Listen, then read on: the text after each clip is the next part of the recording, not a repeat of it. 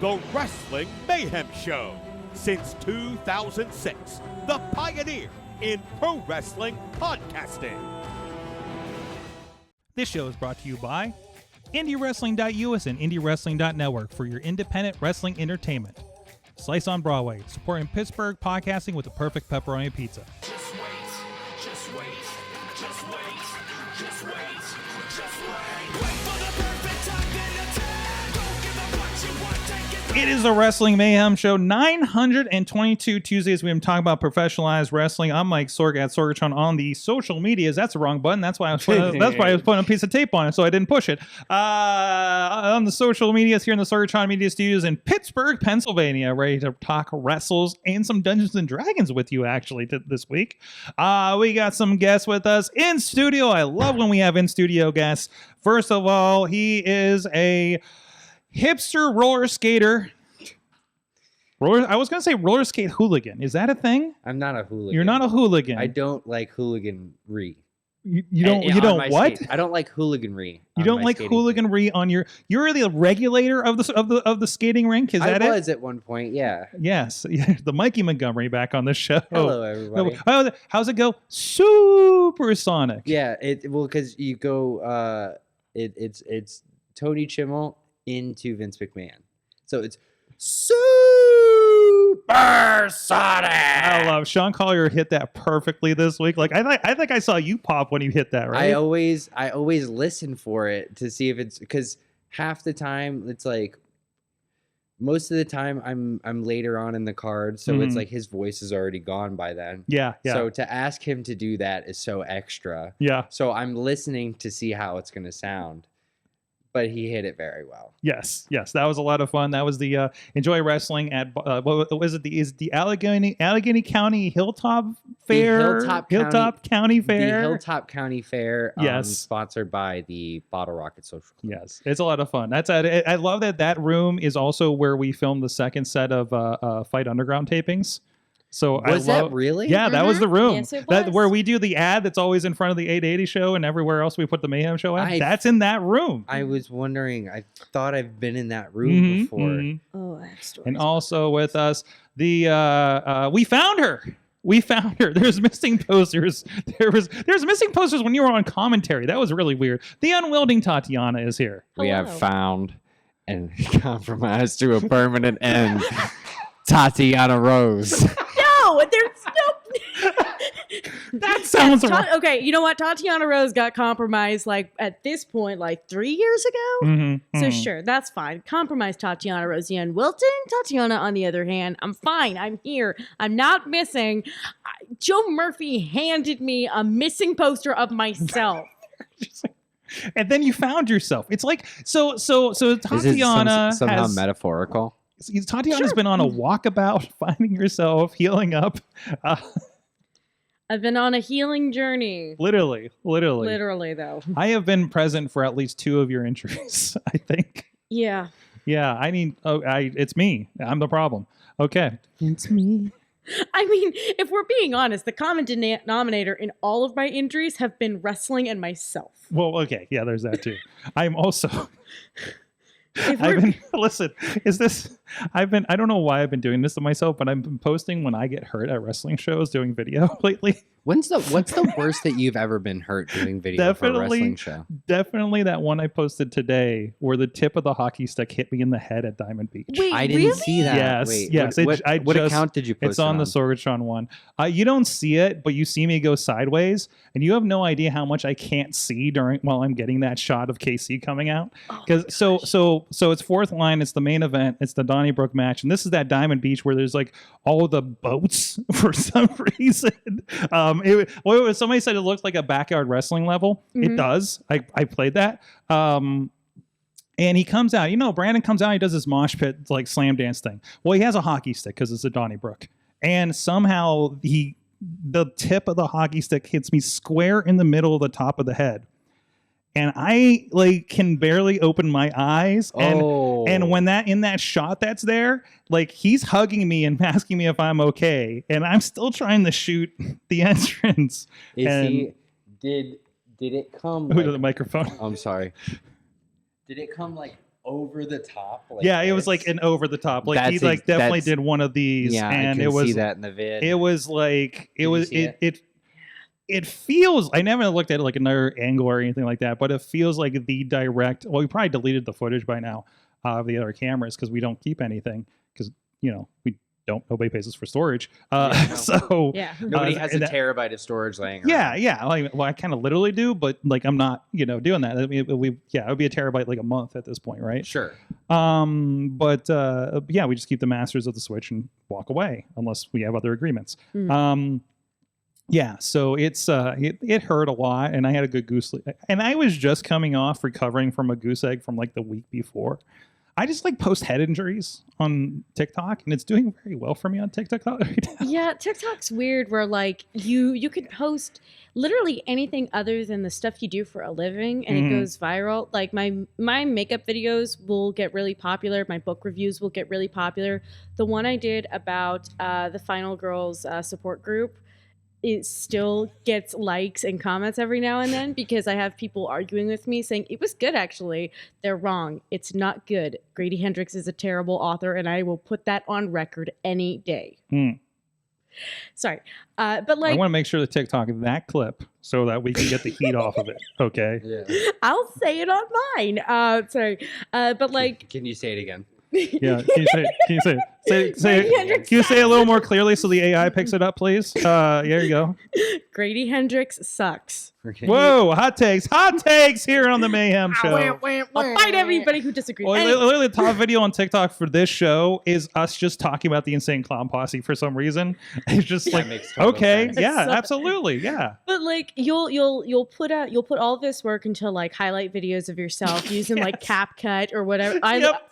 I use this YouTube. Thank you. What is that? Just popping a little bit. Wait, are you like the sound tech now? I just as you were like doing a motion with your microphone all the way over here before. But like, Thank you for the help. yeah. You're a great intern. we have found Mikey Montgomery's secondary career. But yeah, Or third or fourth after the roller rink discussion earlier on It was, Patreon. no, that's far gone. That's that was the old retired. life. My That's knees could that's never. gone in RIP, just like Tatiana Rose. It did. But yeah, just the weirdest things will get popular on TikTok, and it's always the stuff that you put no effort into. And you're like, oh, okay, well, now that I have a bit of an audience, let me put out something I did put effort into. Nothing. No views. Yes. So I've moved into trying less, but putting more of it out. This is what I've been doing because it's just like more opportunities. You know what I mean? And it's like, well, maybe they'll respond to this. And a lot of times it's just like, just hot wrestling takes are like, because everybody hates it, which means you get response. And you're just like, cool. If it's just people calling me an idiot, fine. I'm here for the conversation. So Well, I still can't believe that you got those backyard wrestling people from Australia to respond. to oh you. shit, I need Oh, to that's- respond to them too. I've been remind me to respond Yeah, to we them. We need need to to get them- schedule. We need to make that happen. Guys, if you're listening right now, clip this, Sorg. Clip this AI. Australian backyard wrestlers from 12, 13 years ago.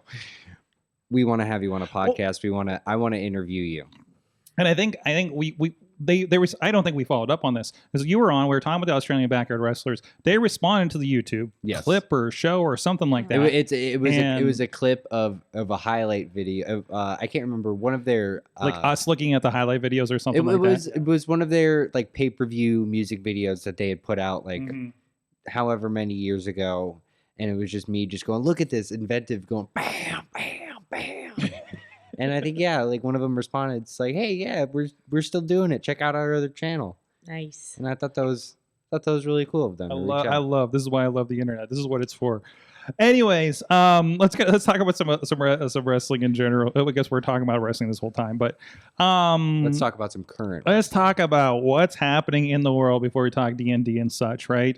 I know we were talking before the show. You guys have been up on what's been happening since SummerSlam, Judgment Day, all this stuff, Braun Breaker. What's kind of gotten your excitement here watching on Mondays, Fridays, but whenever the hell wrestling is these days? Oh, I love the new iteration of the Judgment Day.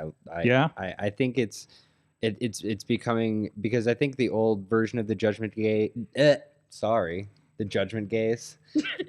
That's the independent. That's a version. different channel. Yeah. Yeah, that's Tyler Klein. Anyways.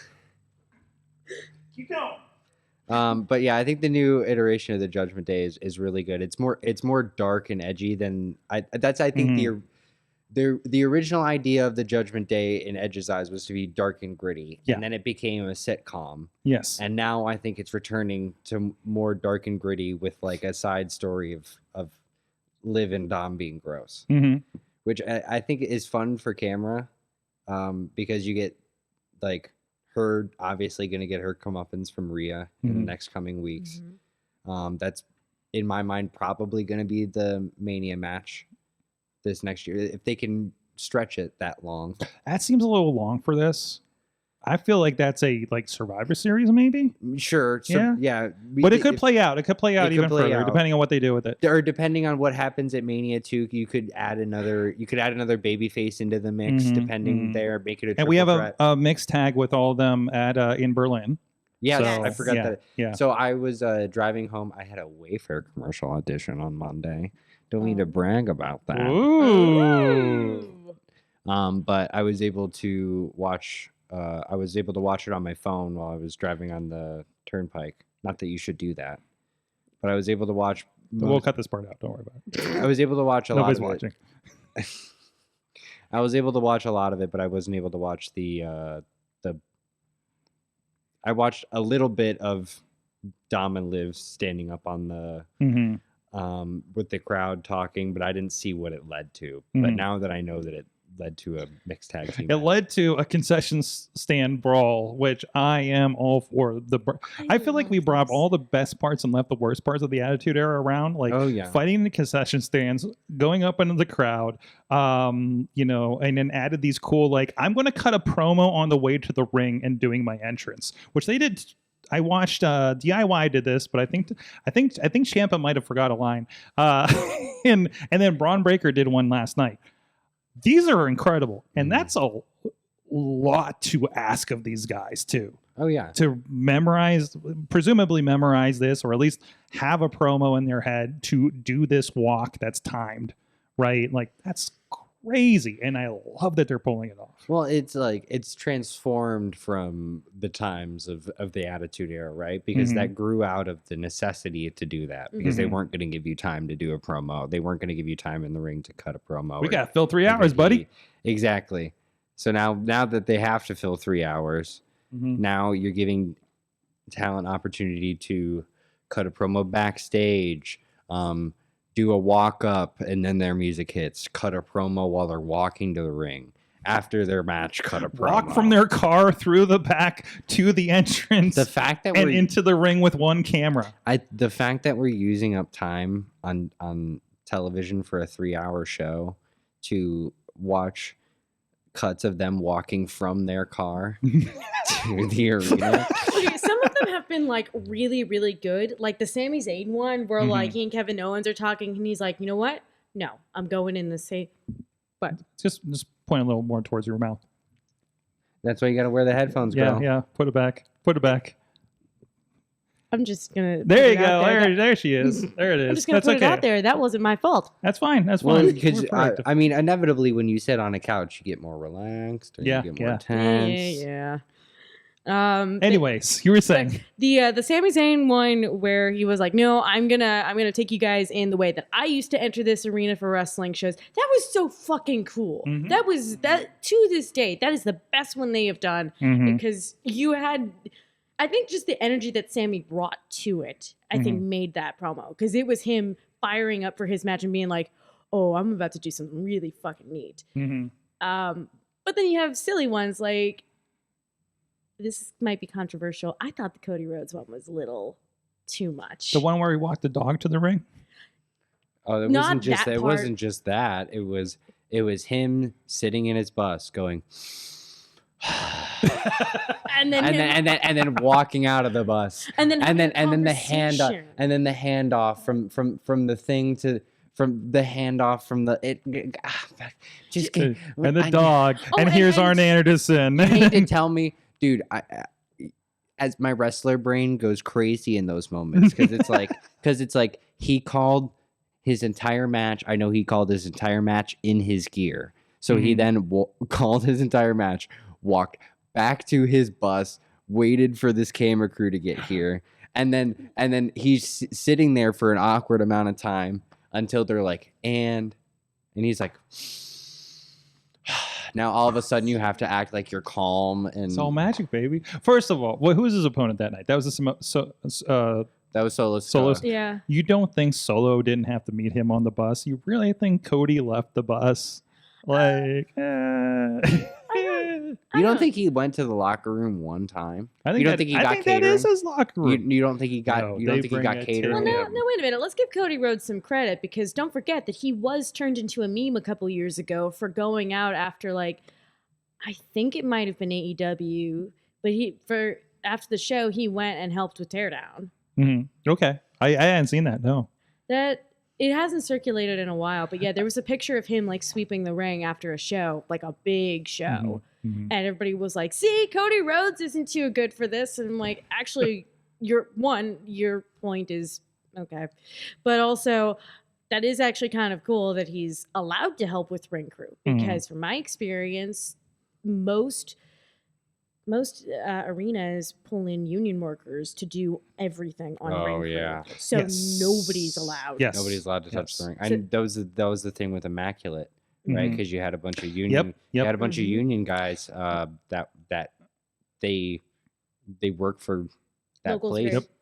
three. New Japan, when they do the big venues, I know when we did the Palladium in New York City, same thing, and they had the dark hour and all that kind of stuff. Yeah. So yes, I think it was just I think it was just Brandon and Casey telling them where everything goes. You're This just- goes Yeah, here, this and- goes here, this ordering goes here. around the The good news No, is, seriously. Yeah, Yeah. the good news is with The only thing they would let us do was tighten the ropes. the good news is with Stage AE and even the place out in Oakland that AEW goes to that I always forget the name of. The good thing about those The Pete. venues, The Pete Peterson maybe? Event Center. Question mark? I don't know. I didn't. We're on Pit. Yeah. Whatever that arena out in Oakland that is a part of Pitt's campus Mhm. that AEW uses. The good thing about those venues is that it's Local 3 doing them as well as PPG events. Mhm. And Local 3 has been doing all of the wrestling shows pretty much for years. So most of the guys So they know it. most of the guys that are called in to do those ring crews, They know how to set up the yeah, ring. they've Yeah, that's learned good. at this point. A friend of the show that used to be on here. He does a lot of the builds and teardowns for that. He also does concerts too. So yeah, he's very familiar with those. So Local 3 is very busy. yes. Anyways, so back to WWE generally. But yeah, no, I think it's an interesting stretch. They're not all going to hit. No. You know, we're going to have a miss. Like I think there was a point watching Friday's show where again DIY's doing the walkout, and there's a point where they stand there for a second, and Johnny just looks over at Ciampa and just like, your turn, bud, kind of thing, right? It was not long, but it was long enough. I know, when you're forgetting something in the ring in a promo, that's like an eternity, right? Oh yeah. You are for sure. live. You're alive on a camera on Fox. That's gonna be, that was I'm sure alarm bells were coming off. But also having to do that, and I've always been amazed by somebody wrestling a match. Mikey, you had an insane night in Enjoy, for instance, right? And then I think you even got on the mic afterwards, right? I did. And I don't think there was any pointed promo or anything that you had to hit some marks on that I No, recall. No. But, There was something I had in my brain Yeah, that I wanted exactly. to get across. for Exactly. sure. That was more just kind of a response to everything that happened at that point. I right? really wish they would release that promo Mm-hmm. just sort of on its own. Mm-hmm. Because It was fire. Yeah. yeah. It was great. But doing something like you did, and then you're Drew McIntyre or somebody, and now you got kind of a 10-minute promo after you just did all that. Oh, my That seems God. crazy to me. Yeah. I got to make sure I didn't get knocked loopy, so I remember my damn lines. In my head, is how for it sure. works. Yeah. But I mean, there's also, I don't know, there's also a sense of security in it too, right? Mhm. Where it's everything there I feel is so regimented, and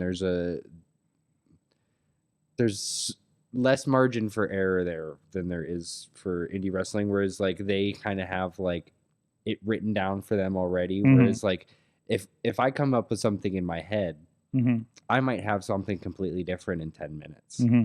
because I'm just overthinking it and blah blah blah. And it's like, Or, oh, what was or my original? responding to something that happened in the match, maybe that happened differently than it was supposed to Exactly. or Like I could something, lose right? my Yeah. place there, but I feel Yeah. like I don't know. It's almost more of a rehearsal too, right? Mhm, Mhm. mhm. Where it's some of the newer talent, you know, they have gotten into the into the habit of like practicing their matches beforehand. Mhm. Where it's like in indie wrestling, you never practice your match Yeah, beforehand. yeah. You get to the venue and you call your match there and then you learn what your promo is and yada yada yada. Whereas I feel like, I mean, it could be different because you know, TV. The nature of TV is it's always changing, Yeah. right? But you get to the venue that day and you sort of have an idea of where the story is going, what's expected of you, yada yada yada. Mhm. So I feel like there's a little more security in having something prepared for you. Mhm. Yeah, yeah. I mean, there's argument of your voice and everything, but other than that, like, you know, I mean, you're a player, you know what I mean? So, Mhm. but it does seem like the things are a little looser. I would be curious to see, because I remember my friend would sneak me the scripts every once in a while. They found crumpled up in the trash, and you would see like word for word what Roman Reigns said that night and stuff like that. I think I still have them in the back. And I think an old writer like sent us something too from like a SmackDown script from like the Mhm. 2000s. And yeah, again, it's like okay, this was word for word, and this is the camera cue, and this is the cue for the video, da da da da da da. And I wonder if that is looser. Is it more bullet points for certain people they trust to do that? You know, like I think like you know, The Rock, Chris Jericho, they can go on their own, right? They don't necessarily need to have a word for word line. Roman was definitely having fun with that. The Suffer and Succotash night, for instance, right? You can tell people were writing shit for him, right? Well, So- I mean, to be fair, it's like I've never seen a full script of it, Mhm. but I can't imagine everything on the page is written line for line, right? Where it's like maybe Roman had his full promo thing, but it's like Mhm. a couple matches later, it's like you have this guy, it's like cuts a 2-minute promo, Yeah, yeah. and that's it. I think it'll be surprised how on the nose they had to be, because I'm pretty sure it was pretty word for word at the time, especially like 10 years ago, right? So, anyways, well, a lot to talk about, and they're not the only company in town, but we'll be getting into that. But thanks for everybody that is supporting our show tonight, whether you're in the chat room on multiple places that we're streaming, including I see True Prince Pro out there in the Facebook chat, as well as Tina Keys in Seattle. Ponder's hanging out with us tonight. Mikey's going to go get some of that pizza. Thank you to everybody that does support the show. Our friends at the fan of the show level on patreon.com/Wrestling Mayhem Show. Bo Diggity! Woo! Woo! Woo! They're busy with pizza. I have no I was woos. trying not to. That's right. Let's try it. Let's try it again. Bo Diggity! Woo! Thank you.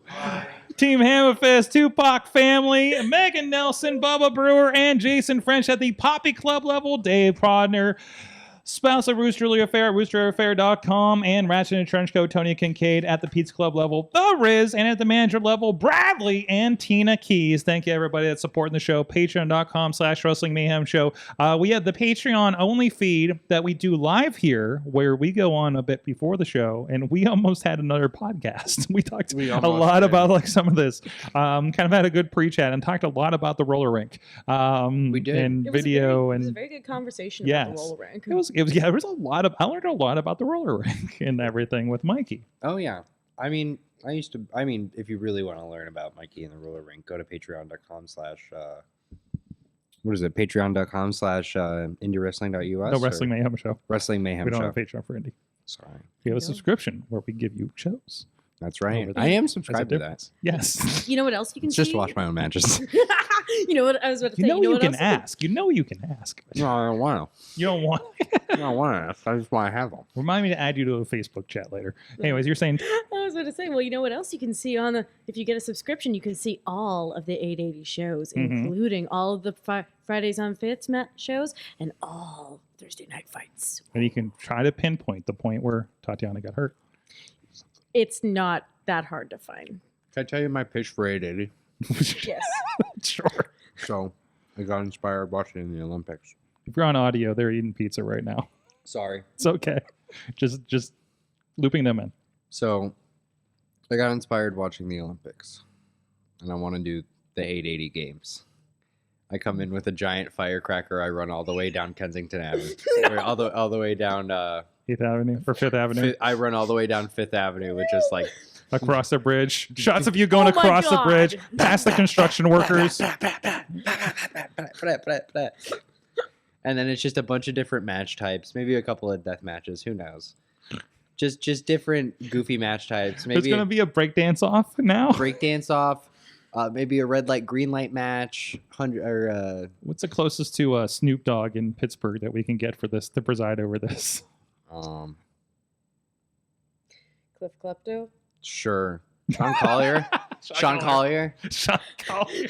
Sean Collier as Snoop Dogg. That won't be a problem. He's the most famous Pittsburghian I know. Yeah, okay. We could have some options there. Anyways, I like this. Oh, I mean, we well, already what? have a World Series, so you saying? No, I was gonna say I feel like we can find. I feel like Andrew McCutcheon counts as the most famous Pittsburgher right now, but I feel like he has a very high rate that we may not quite be able to fulfill. No, the reason I said Sean is he would just do it. That's also true. Sean's there anyways, so Sean- hey, Sean, I got this bit, and I know you're going to say yes. Sean was going to be there anyway. He just put a microphone in front of Just him. like pull There him you go. aside, like, hey, we have an idea. What do you think about this? We'll get the Jagoff crew. We'll see if Mikey and Big Bob are in. Actually, they'd probably be in for it. I've always wanted to get them connected with wrestling, actually. Anyways, so over in AEW, you know, we're gearing up for the Wembley Stadium show. I believe that's next Sunday. We'll talk about that in depth next week as we do the breakdown for that show. Hey, they're giving us a full extra week in between All In and All Out, so that's kind of nice. But anyways, like some of the biggest news, you know, of course, it came out of the story that supposedly there was a blow up between old friend of the show Britt Baker and MJF that led to Britt being suspended. That part seems to be confirmed, but there was apparently the stories about what actually happened. MJF was on some podcast where he was kind of going on. He basically he was like, "What? Let me know if this is the smell test." I got angry and physically threatened and ran into the women's locker room and punched a wall in front of somebody to intimidate them. Does that sound like something that I would still be with the company right now? Was his kind of make on that. So don't always believe what you read. Is he insinuating that she did that? No. They're insinuating that he came in and did that and came into the women's locker room I and did think that that was more of to like her. that feels more like a this is absolutely not something that would have happened, Yes. and I would still be regularly on TV in consecutive weeks if it was a thing that happened. Yeah, exactly. Like not even somebody in his position and stature with the company and everything, right? And the fact that she was potentially fined or anything. And nobody knows the details of it. And she's not apparently crying over it either. And she's still on the Wembley show. So, you know, so that's what's going on there. So it's just another like, thankfully I'd never heard these stories until he brought them up, which means I'm reading the right places or not reading the wrong places, which is actually, I'm not reading any news. But even though a lot of it pops up in my feed because I happen to like some wrestling stuff. But I don't know. It's one of those like the alleged story, the more believable version of the story is that she said something and Alicia Atut, I think her name is. I'm actually sure. God bless you. Yeah, thank you. Ran to MJF, told him there was a blow up and she got suspended. So, which seems peculiar on the face of it as it is. So it's just one of those things. Either way, like everybody's looking for drama. Everyone wants the drama behind the drama. So, you know, It seems that's like kinda what I don't know. It seems like there's a lot of drama over there. I can hear myself, and I should There it be is. better on that. It seems like there's a lot of drama over there, Mhm. and it doesn't seem like there's a lot of drama on the other side of the pond. Well, Which is, I mean, there's a lot of conceived, like Mhm. contrived drama, Mhm. obviously, but it doesn't seem like there's any real harshness on the other side of the pond right now. To- Well, I think I think whoever would, I think I read a rumor, and I'm again not going to do names because I don't want this to come back. So on me. asterisks on the rumor. Yes. Rumor. Always asterisks on the rumor, Ast- not news, not solidified. This is not news. But This is not thing a I've news heard. source. I read a rumor that one of the people that was in the latest big round of releases from the WWE was released because they were the person that was leaking a lot of like drama and news and other stuff that was happening. And if that is true, that would correlate with why we're not seeing like so many like backstage drama or, you know, spoilers from the WWE. Because either they did in fact find the person that was leaking everything, or whoever's done it did smartened up and was gonna and is laying low for a while until they feel they can get away with it again. Sure. And that leads me to believe that there's probably there's most definitely somebody in AEW who's doing similar. There may be more than one person. And so I think that's why we're seeing more drama come out of AEW, because they don't have as big of a hold over their employees as the WWE has. I believe they have the potential to grow that kind of hold, but they are still a relatively new company. They don't have as much overreach. Say that, yeah, WWE has several years, even though, you know, the head of the company that really kind of orchestrated a lot of that. One, you don't have the fear of God probably as much as you used to at that company. It seems like the general sentiment, but that in a positive way. But also, like, they have an HR that deals with wrestlers and has for years and years and years and years. Right. And AEW is 5 years deep, right? So, and to the last I knew, AEW shared an HR department with the Jacksonville Jaguars.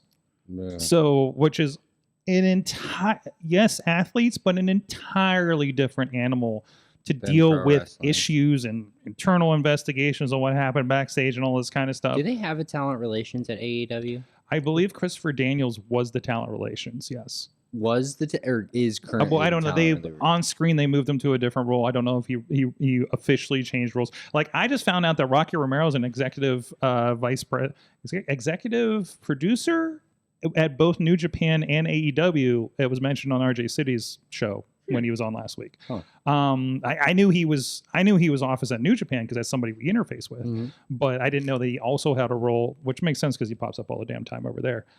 So I love that there's like crunching ASMR of pizza on this show going on. I'm so sorry. They're trying to make you big on trying to like TikTok, take my Sorg. bites Let's see. away from the microphone, and it's not. It's picking me up very. It picks up my pizza crunching better than it picks up my talking. These are and that's good a- microphones. These are good because the crunching is closer because the crunching is like vibrates down the crust away from your mouth. We're trying to chocolate rain it.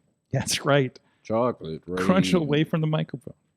I don't know if the crunching will survive all the processing for the podcast version, but just, you know. Just I'm turns into trying. static. I'm trying Yes. so If you hard play to it make this back- easier. If you play it backwards, it's the devil. It's the devil trying to send you a message. If you play it backward, it'll give you spoilers for All in London. Hey, you were not supposed to reveal that information. What? Oh, yeah. You Sorry. weren't supposed to tell him that. Now I gotta go through a whole retcon thing. Retcon. We'll fix it in post. Tati ASMR pizza is the next TikTok. Hell yeah. Just all the gotta crunches. It's like the thing where you're like, hey, just give me all the breaths. Like, give me all the crunchings. Just like, you ever seen that? Those are my favorite when it's like, no, dude, that's my favorite when it's like a guy at like a car dealership and it's like, I gave my 22-year-old intern the phone to record a commercial and this is what I got back. And it's just a video of him going throughout the lot, just going.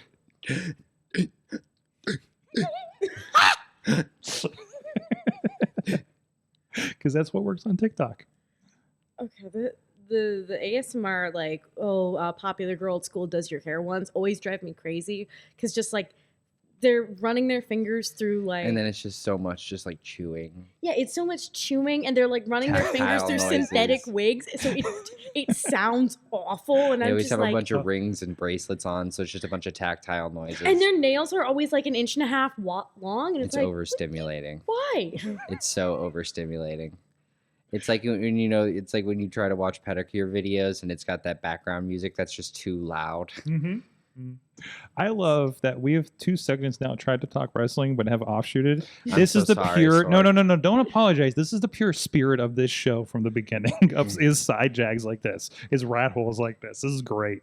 And What were also, we talking about? HR departments? HR departments. We don't have one. No, Actually, we- Missy's the HR department in our company. That seems So- like a violation. In the Is bill, it? right? I mean, we have. It's literally just us. So, and everybody else is a loose contractor, we'll say, just Loose like wrestling. contract. Just like wrestling. Shut up. That is certainly a way to describe what we Yeah. do. Yes. I don't know if I've ever seen a piece of paper with my name on it, my old wrestling, unless it was an envelope in wrestling. I feel like I have, and I mean, I feel it was at one of those promotions I where did like, have to sign a 1099 form one time. yeah, I did too. I'm trying to remember where that was. Somebody had waivers, I know, for a bit. Waivers, A couple sure. places have Mhm. have had waivers. Usually it's venues that have waivers. One It's or usually not two. companies. Yeah, 1 or 2 companies have. I can't remember where. I they remember were. when OWA worked, was at King of Clubs. They Mhm. they had their own waivers. COVID. We did. COVID companies did. Sure, I remember yeah. that. The hey, you're doing this, and COVID's a thing, and don't sue us. Well, kinda it thing. was like they would always send me a PDF and then be like, send me back the completed PDF and then your test, right? So send in the test. Title option is loose contractor for Sidekick Media. Thank you. So wow, we have a double shot of PLE's Labor Day weekend. Tina's selling us in there. Bash in Berlin and the NXT No Mercy is happening Ooh. Labor Day weekend, but no AEW this time. So, you know. How are we feeling about NXT? I'm a little bit sour on it. Really? I haven't been watching. I mean, I watch Haven't a been in little a hurry bit. to, but yeah. It's just a lot of. I don't know if they know what they're doing with their women's division. It feels like Mm. every segment that ends with like a women promo just ends with the whole locker room going, and then the heels break it up gotten- and the baby faces. It's break gotten it a up. little catty, hasn't it? It's very catty, Yeah. and it's all in the same set.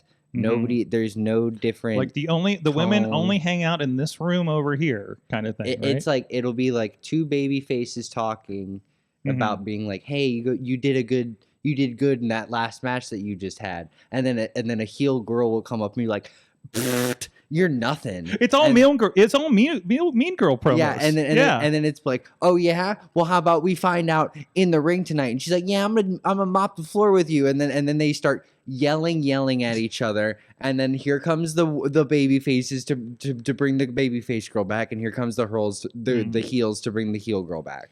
It ends the same way every time. Mhm. Also, it seems really strange that like they won't let any sort of women's stable stay together for a long amount of time. No, it Mm. breaks up so quick. And that could be the nature of the developmental edge thing that they're doing. But man, I don't know. They look like they're trying to step up, lean into this CW thing. Like they're they're hitting the road and everything. So But I think for the longest time that they didn't keep stables and stuff together in NXT because they saw the potential of it's like, oh well, we may need this guy on TV in a week. Mhm. You know, you never know. At yeah, that, yeah. because you know Pete Dunne's coming back and forth doing SmackDown, Raw, NXT every week, and it's like he's in 3 different storylines. You don't know what he's doing. Well, like I remember, what was that girl that was teaming with Thea for a while and like was gonna help save the university? Mm-hmm. Mm-hmm. Can't remember what her name is. I can't remember either, but I liked that like She had, eventually. like pom poms. little pom-pom hair. No. Can't remember. No, she didn't.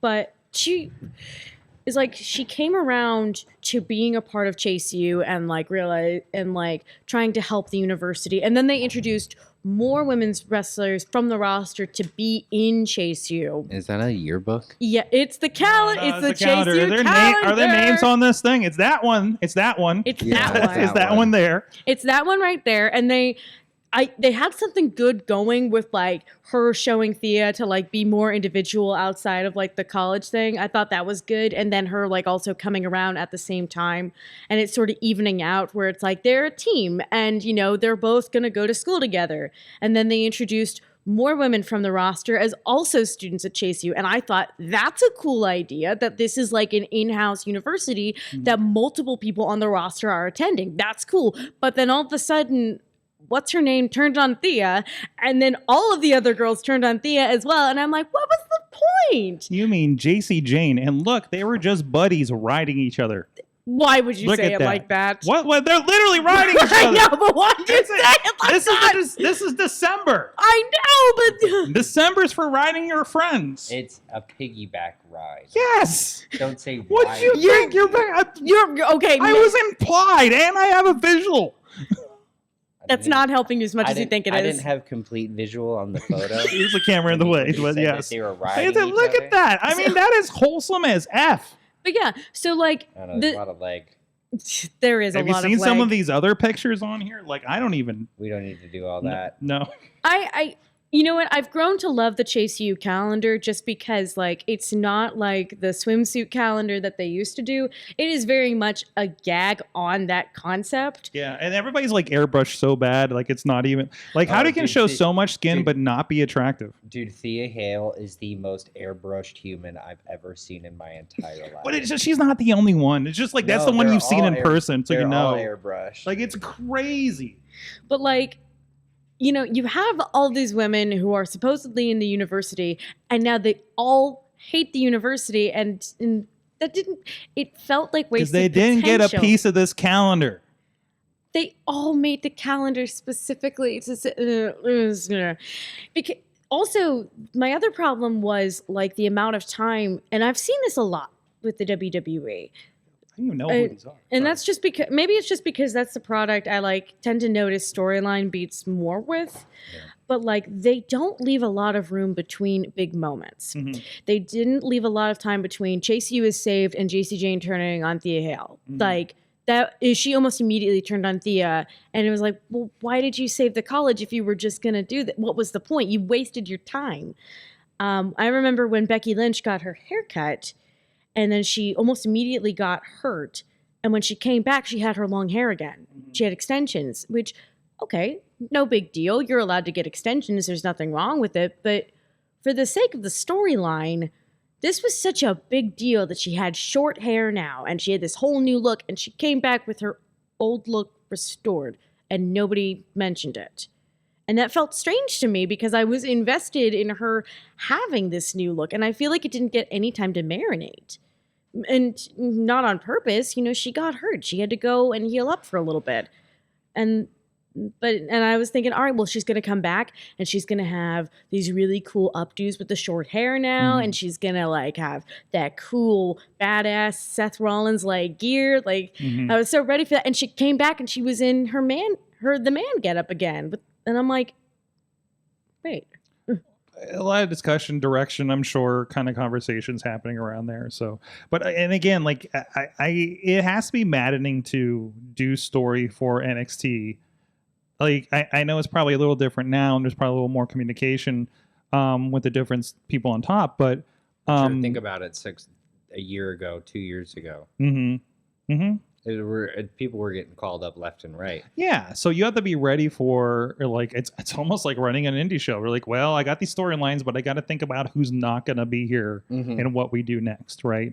Like what's going to divert something like that. You know, maybe you hear somebody might be called up in the next month or so you just flatten whatever's going on, right? Which will lead to like some storylines that are just not going to complete. You know, I feel like maybe the Chase U is in a financial rut storyline may have been because they were considering pulling up multiple members of Chase U up to the main roster.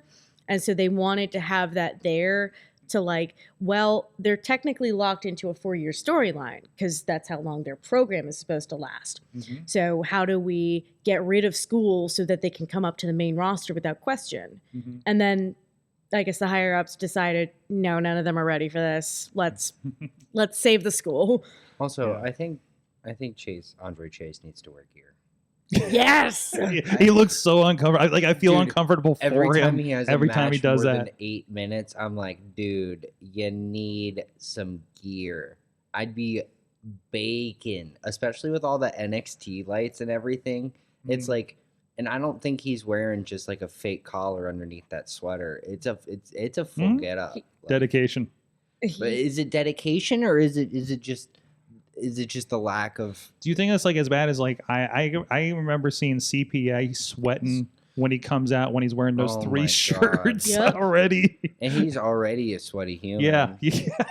Dude. If you've And been those look around like him- they're wool. I don't know. Dude, he walks around in a t-shirt before the show starts, and he's got like his arm hairs all matted, and Oh. he's just a sweaty guy. And it's not that he doesn't smell or anything. It's He's a sweaty wonderful human. smelling human being. Anyways, some comments here, and we'll move on here real quick. Tina says, sigh, okay, NXT tag title is the main event yet again. Are we getting another turn like last week?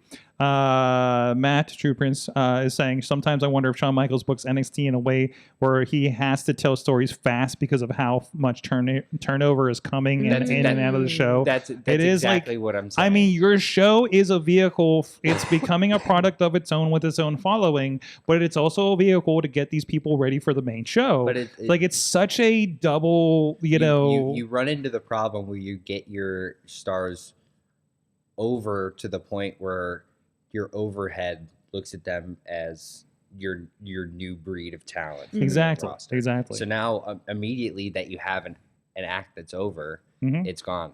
You saw it with Mello and Braun. with Braun and Mhm. and with Ilya Dragunov, Mm-hmm. where it's like you had that story of like Ilya losing the title or I'm sorry, Mello losing the title to Ilya because I mean the story was that he was probably going to go up, Mm-hmm. right? And then immediately after that you have a story where Ilya's forced to leave NXT if he loses his title, and it's just like, well, now we all know what's going to happen. Yeah, like it really kind of telegraphs it too. I mean, we always saw that when there were title changes, back in the day in the Finn days and stuff like that. So, anyways, well, we need to get talking about some Dungeons and Dragons here in a moment. But in the meantime, go check out IndyWrestling.us. A lot of great stuff happening over there. Wednesday, we are premiering the APWF Evolution show. From Indiana, PA, that was from late June, yes. But their next show is coming up here on the 24th, so you guys go check that out. So they'll let you know, you can kind of get an idea of what those shows are going to be like, of course, featuring the NWA World Heavyweight Championship EC3 against Bill Collier, defending against Bill Collier. And also there's a Rise Grand Championship match with Cowpoke Paul and Zach Nystrom. I believe the first time those two met. There's a Fight Underground Championship match on there between Christian Noir and the Rev Ron Hunt. There's a lot of good matches on there, a lot of good talent, and some talent that we usually don't see in Pittsburgh too as a part of this. So it was a really good show. I highly recommend it. I think Bubba Brewer is doing a great thing out there, and you're going to get to see how that first show went. Sound guy aside, yes, that.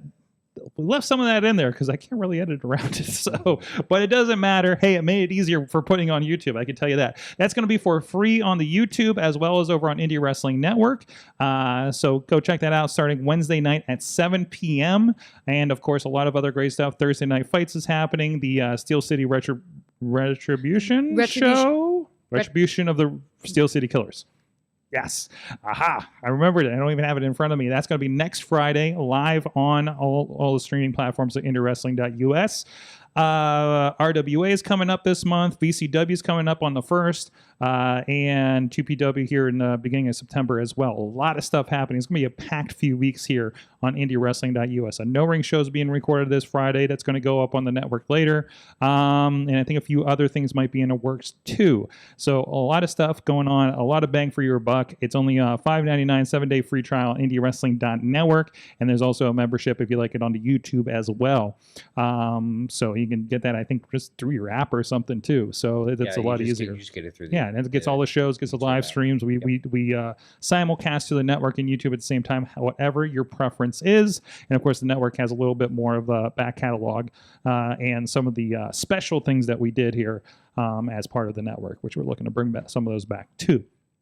And also, Top Rope Tabletop is streaming on all those platforms. And of course, you two are a part of it. This is pro wrestlers playing Dungeons and Dragons, and it's been, God, this was a COVID project that is still going. Yeah. And you're still in campaign 2. Well, Yeah. for the Ish. moment. For the 2-ish. moment. 2-ish. We're getting there. I think we're getting to the end, We're right right? there. So, It feels like every day that we're building to a possible end.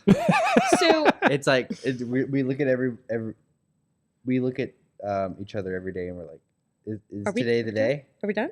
Are we going to the place? This is the Well- campaign that never ends. Well, Exactly. But it's getting to the point where we've talked so much about kind of the characters that we're gonna do in our next campaign. We That gotta get there. we Gotta put a pin in this. This is like the Netflix show that you never finish. Dude, seriously. Oh my god, yeah. But you're Dessert like, plate. but it's like you keep looking and you're like, we got to get to the end, and then there's the next season. And you're like, are you kidding me? They stretched this out this far? This is the Game of Thrones of campaigns. No, but I love it. It's super engaging every week. I get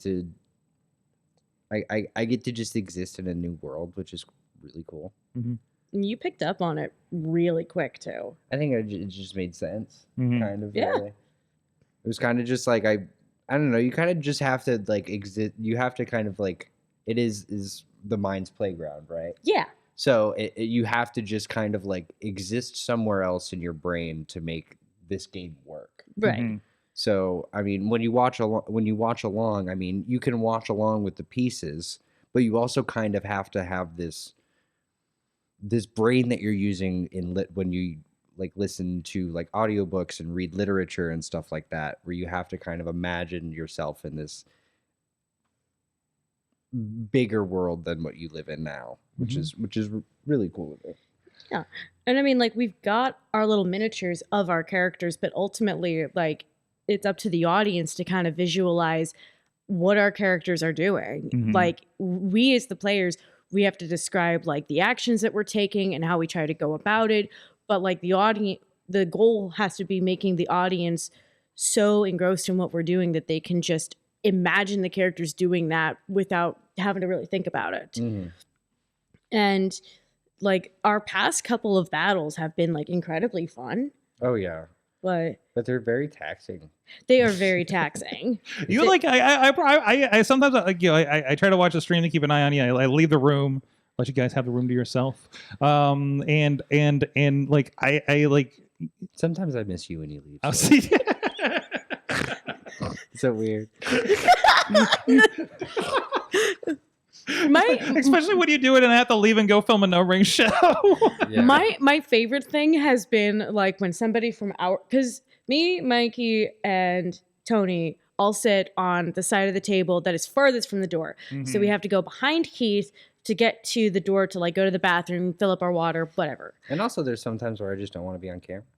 Yeah. But my favorite thing I'm is done with this. I'm walking away from No, the I mean, situation. it's not that, but you know what? You get cooped up in a place for too Yeah. long when you're just like, I just need about 10 to 15 seconds to not be on camera. Mhm.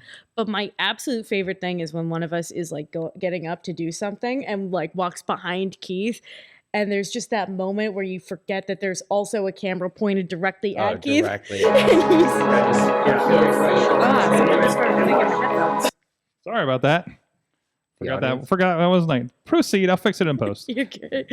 But like, there's that moment where you forget for a second that there's another camera pointed directly at Keith. So you grab a bite of pizza or you take a bite of your taco or you like Just look at my phone. yeah, like text an update to a friend or to a loved one or something. And I just love like looking at the screen because I'm usually keeping an eyeball on Twitch to like see if anybody's in the chat, and I'll just see them appear in the background just doing their thing. It's so funny. Mhm.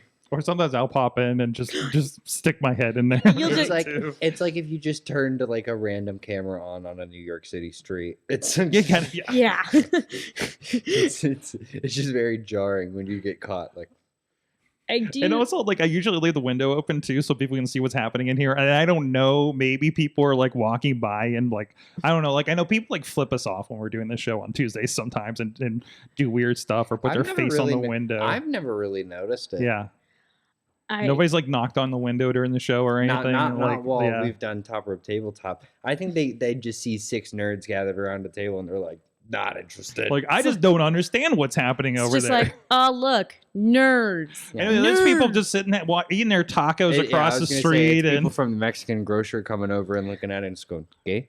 I feel like every now and then they like send somebody over to like, okay, can you go see what the hell they're doing this week?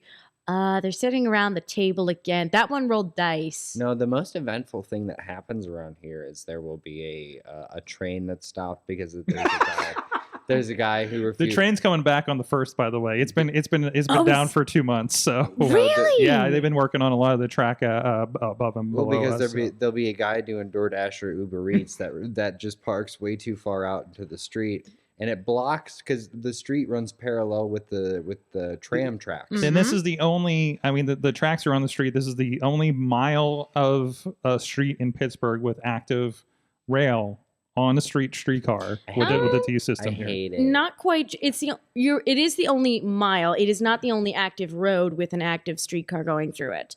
Right? Crossing or width? Going toward with the Because like okay. Worthington's not active anymore.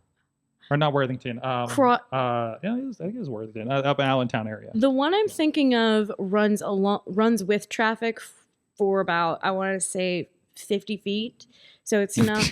50 feet. 50 feet is nothing. Well, once you said like running with traffic, I was like, okay, I get. Like, Okay, you're on right. the street, I'm like th- you can't pass the train. It's when a train needs to observe a street traffic light. Let's put it that way. Okay, this one. See, it still doesn't. Which one are you thinking? So it's down. There's the Castle Shannon Shops, which is right behind the Ice Castle, which leads to Mount Lebanon Boulevard. Oh, that's a crossing.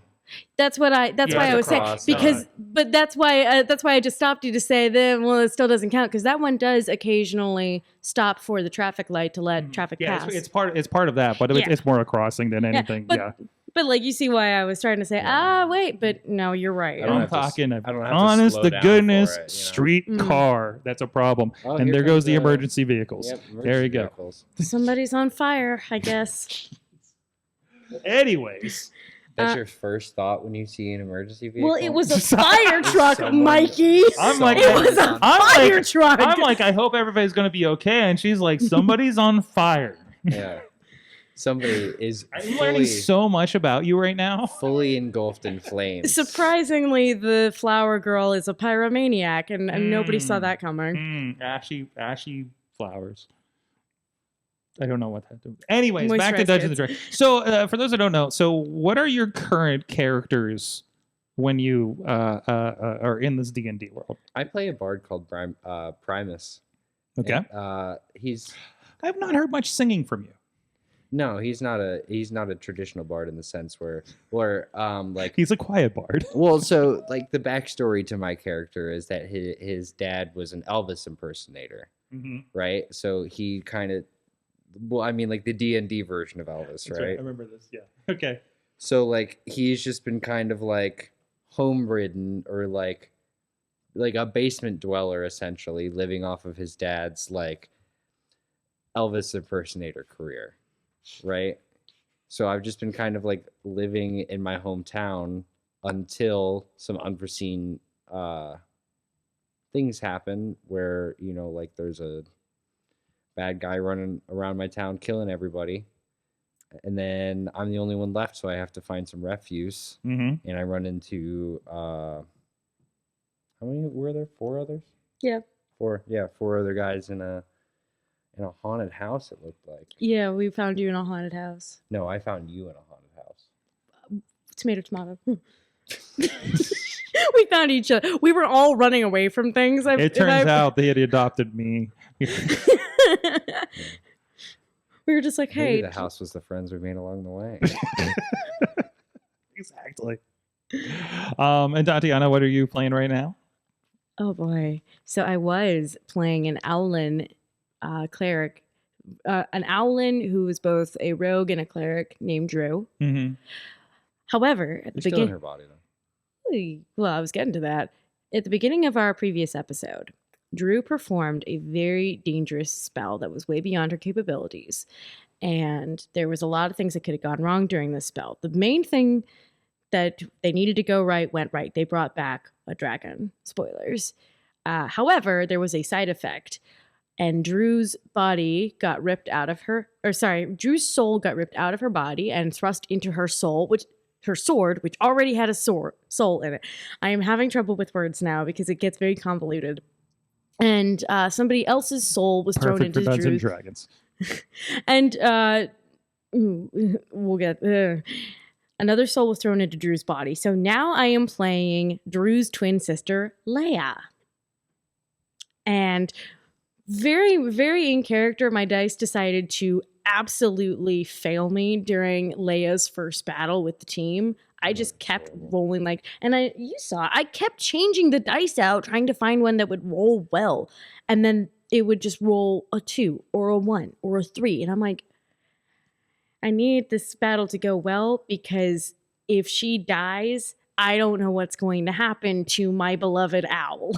See, I think a dice switch is kind of like in the same vein of like a ball switch in bowling, where it's kind of just like a mental psych out game. As a former junior league bowler, yes. Yes, It is very- if you just keep switching balls, you're never going to get into I'll a say, rhythm. in bowling, there's actually like, I'll go with the heavy one or something like that, right? Like, I don't know if there's any physical, like versus.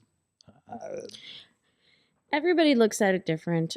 The way I look at it is I feel more confident if I just have a new piece of dice in my hand to roll. I always roll about 4 dice before. I always roll 4d20 before the session even starts. And I take the 2 highest rolling ones. The second highest is the backup dice. The highest is the main dice for the game. So if the first dice starts rolling 1s and 2s, that goes back in the bag. Backup dice, pull out I another love this one. process. Listen. Wait. So this is like a superstitious process. Do you guys have like? And I know like with sports and stuff. I remember this like there'd be certain sequences I do when I was bowling, right? Like with my hands and stuff. Like when you guys go into wrestling matches, are there like some kind of like routine superstitious things that you guys do going into that? If you notice, every one of my matches, I enter the ring like Cassius Ohno. I get through the corner and then I hop over, hook myself and do a front flip over. Yeah. I do that every time. I've every single match I've ever done. I've Like done this needs to happen for this match to happen, Can kind we of both vibe, do it? right? Huh? Huh? Like that needs to happen for this match to happen for you, right? For sure. I probably should because I'm almost 5 years into this, but I haven't found anything permanent that I kind of do when entering the ring. My routine though is I call the match. This is for when I'm calling the matches. Is I walk in circles and sort of mimic the moves that are going to be done. And it looks you do a walkthrough basically, right? Yeah, I walk through it and I mimic it and I do the hand gestures and I pretend to get hit and da-da-da-da.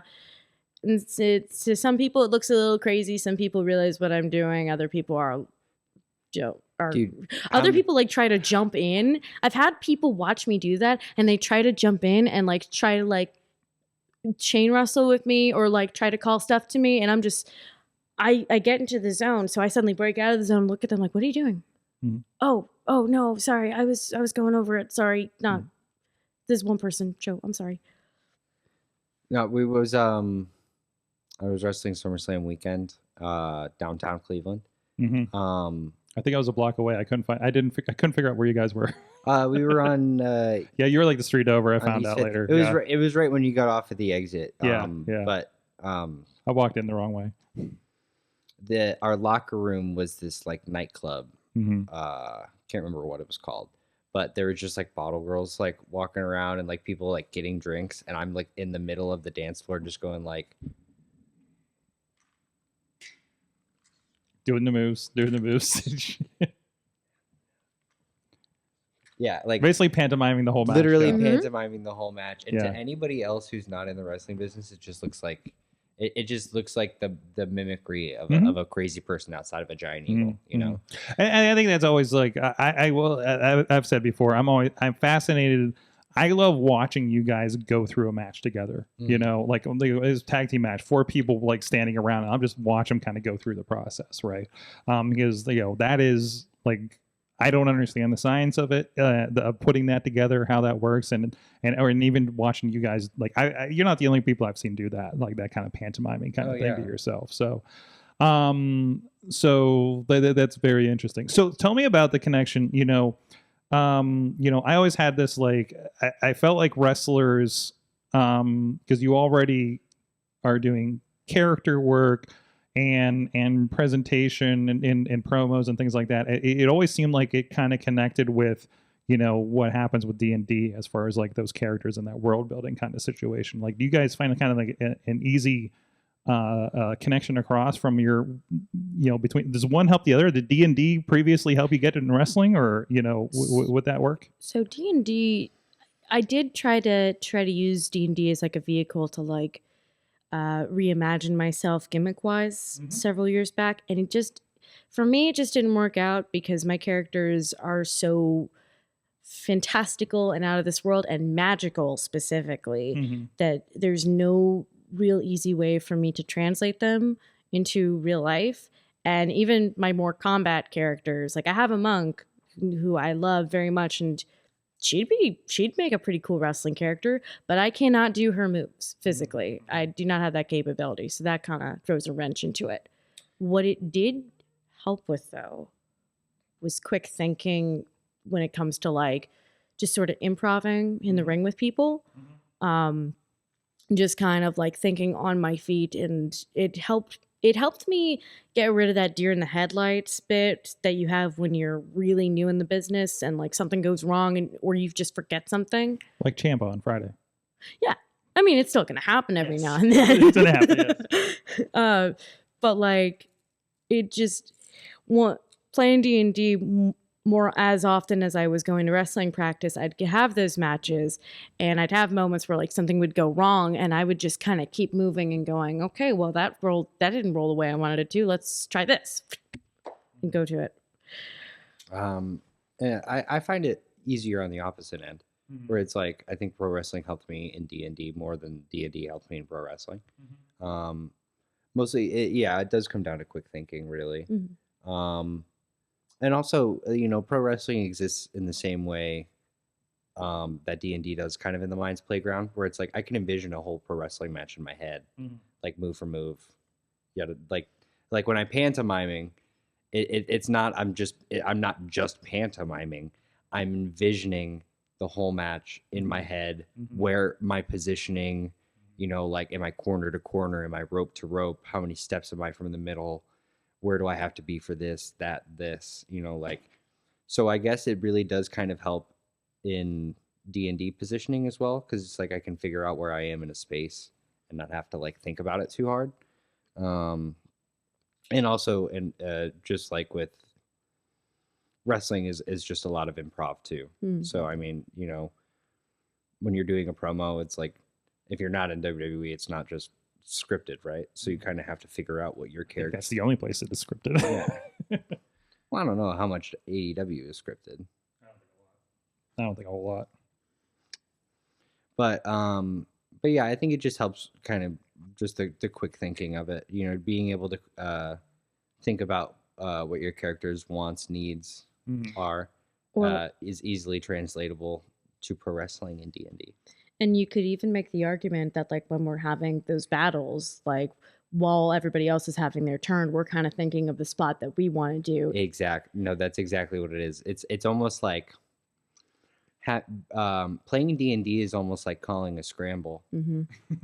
Yeah, I like that. Yes. No, it really Wow. is, because it's just a lot of sitting and listening to the structure that other people want it to be, and just adding in your pizzazz and what you think the situation calls for. And then when somebody gets eliminated before you get to do your thing with them, that's the real life situation of they went down to 0 HP. No, that's the worst part of D&D and the 6-man scramble match is when it's all said and done and you look at somebody that you really wanted to wrestle or like talk to for however long, and you're like, we didn't get to interact that whole time.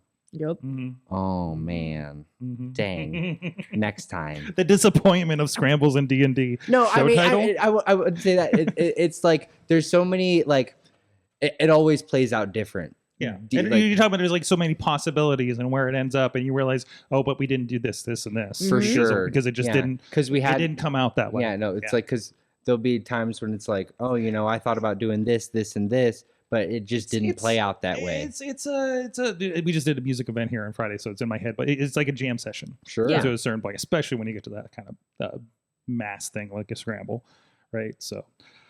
Anyways, you guys are Top Rope Tabletop is again, that's going to be here in the studio right over there. We'll set up the table, all the lights and everything over in the corner. Not the corner, but you basically take up half a room. But it's A good amount of the room. a little good amount of the room. The nice table that Justin Idol put together. We gotta beautiful make room table. for our muscles. What's that? We gotta make room for our muscles. Yes, make room for the muscles. Absolutely. And of course, we'll be still talking with you guys here after the break. But it's going to be a lot of fun. And again, all that stuff is there if you want to check something out. I think it's kind of the kind of thing you can put in the background while you're working or something, right?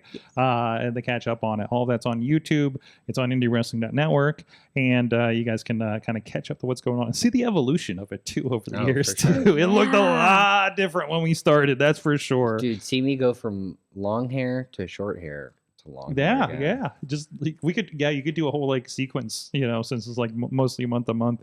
Watch everybody age over the last 4 years. No. Don't do that. No, watch everybody grow up. And you can watch the awkward early episodes when COVID was happening and we were all in the same room and we sat everybody in a corner. Oh yeah. Yeah, remember that? We're just like, how do we do this? We're going to be right back. We're going to take a quick break. But first up, speaking of Top Rope Tabletop, Keith Hott is going to give you a look back to how we got here at Top Rope Tabletop and the story so far, so you can get caught up for joining everybody on Friday. It's going to be 7 p.m. is the start of the stream, more or less. Indie Wrestling Standard Time, and you guys can tune in there through the night, and we'll be right back after this. Dungeon Master Bearcat Keith Hott here, and previously on Top Rope Tabletop, Shadowclaw has made their way into the City of Shadow. With the help of all the friends they've met along the way, including 2 very strong dragons, they fought their way to the core and have seen many friends and family members in the pods of stasis, locked in place in time. This will probably be the final episode of the season as they have their last encounter with the Shadow Lord. The fate of the realms hangs in the balance. Tune in on Friday to see what happens. See you soon.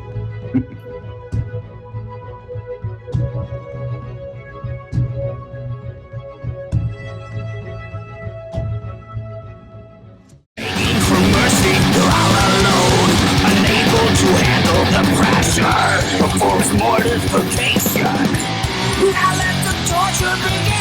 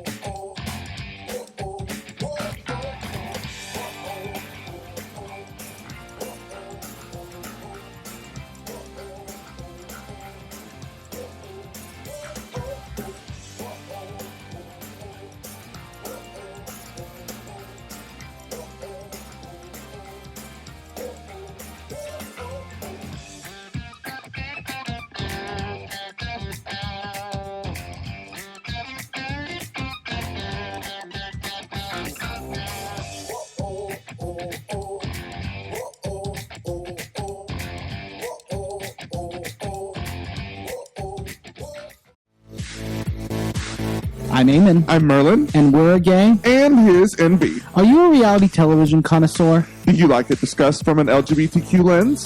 If so, A Gay and His NB is the podcast for you. Hear us break down all your favorite guilty pleasure reality shows from Bravo, Drag Race, and just about everything in between. Listen to A Gay and His NB on Apple Podcasts, Spotify, or wherever you listen to podcasts.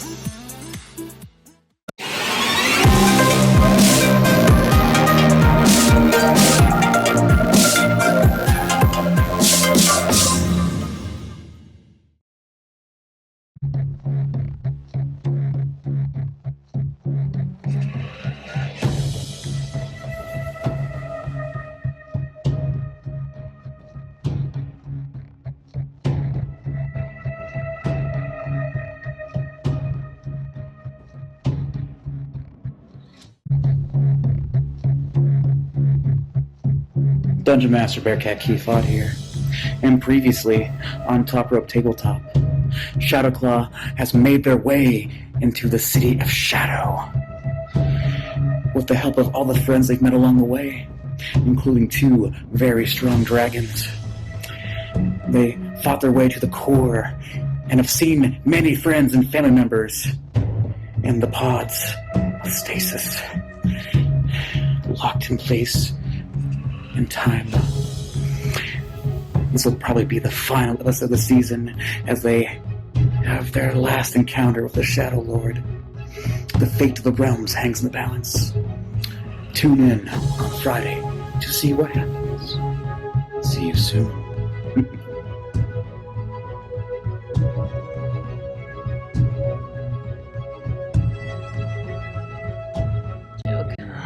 We are back. It is the Wrestling Mayhem Show. We got the Unwilting Tatiana, and we got Mikey Montgomery. What are you doing? What is this, jazz hands? Jazz Yeah, hands. We're jazz hands. Todd Wow. started doing Hold it, on, I so guess I got to did do it too. Both hands? Both hands? Yes, both Everybody show their, hands. or is this an everybody show their hands? Is it one of those things? I don't know what's happening. What quantifies as jazz hands okay. and what quantifies All right, as... chat room, show your hands. Okay, so actually, Take your hands off the wheel if you're driving. Just jazz kidding. hands are having your hands open with your fingers completely spread to the best of your ability, obviously, and just wiggling your hands. It gives the impression of having pom-poms. So wait, what is this? Does this have another? That, I believe, What is are sign language. You're just turning your wrists at that point. So Forget about it. that's actually, that is, I'm pretty sure when you slow it down and just do it like 1 or 2 times, I'm pretty sure that is a word in ASL. I'm not 100% certain. But whenever you're doing it like Is that. it a dirty that's just- word? No, it's not. I'm pretty sure it's like what. But whenever you're doing it like that, just all over the place, I'm pretty sure that's Russian. Oh, That's that. I'm pretty sure that's a Russian thing. Russian ASL. That would be RASL. No. Russian ASL is literally just go. Yeah. And an eagle. Yes. Russian eagle. Oh, and vodka. Well, I can't find my charger for my laptop, so we might lose some of the chat room soon. But I still got no. Facebook. Oh, no! But anyways, that's fine. It's fine. It's fine. I don't think I have to do anything over here. Anyways, I wanted to talk about Tatiana. You've had your injury, but you've been still filling your time with doing some stuff. You've been doing commentary lately, Yes. for instance. How has that been going? Well, it's been fun. Talking on the microphone has always been one of my strengths. So getting to sort of do commentary all the time and work on it and like kind of find what works for me and what doesn't. It's been fun. I wasn't there last week because I couldn't be near a locker room with Nick's Wild for obvious reasons. Yeah, they are such a scamp right now. That's a word for them. Yes. But no, Nick's got like the NWO like trash throw when it went down with Reese at the last Friday show.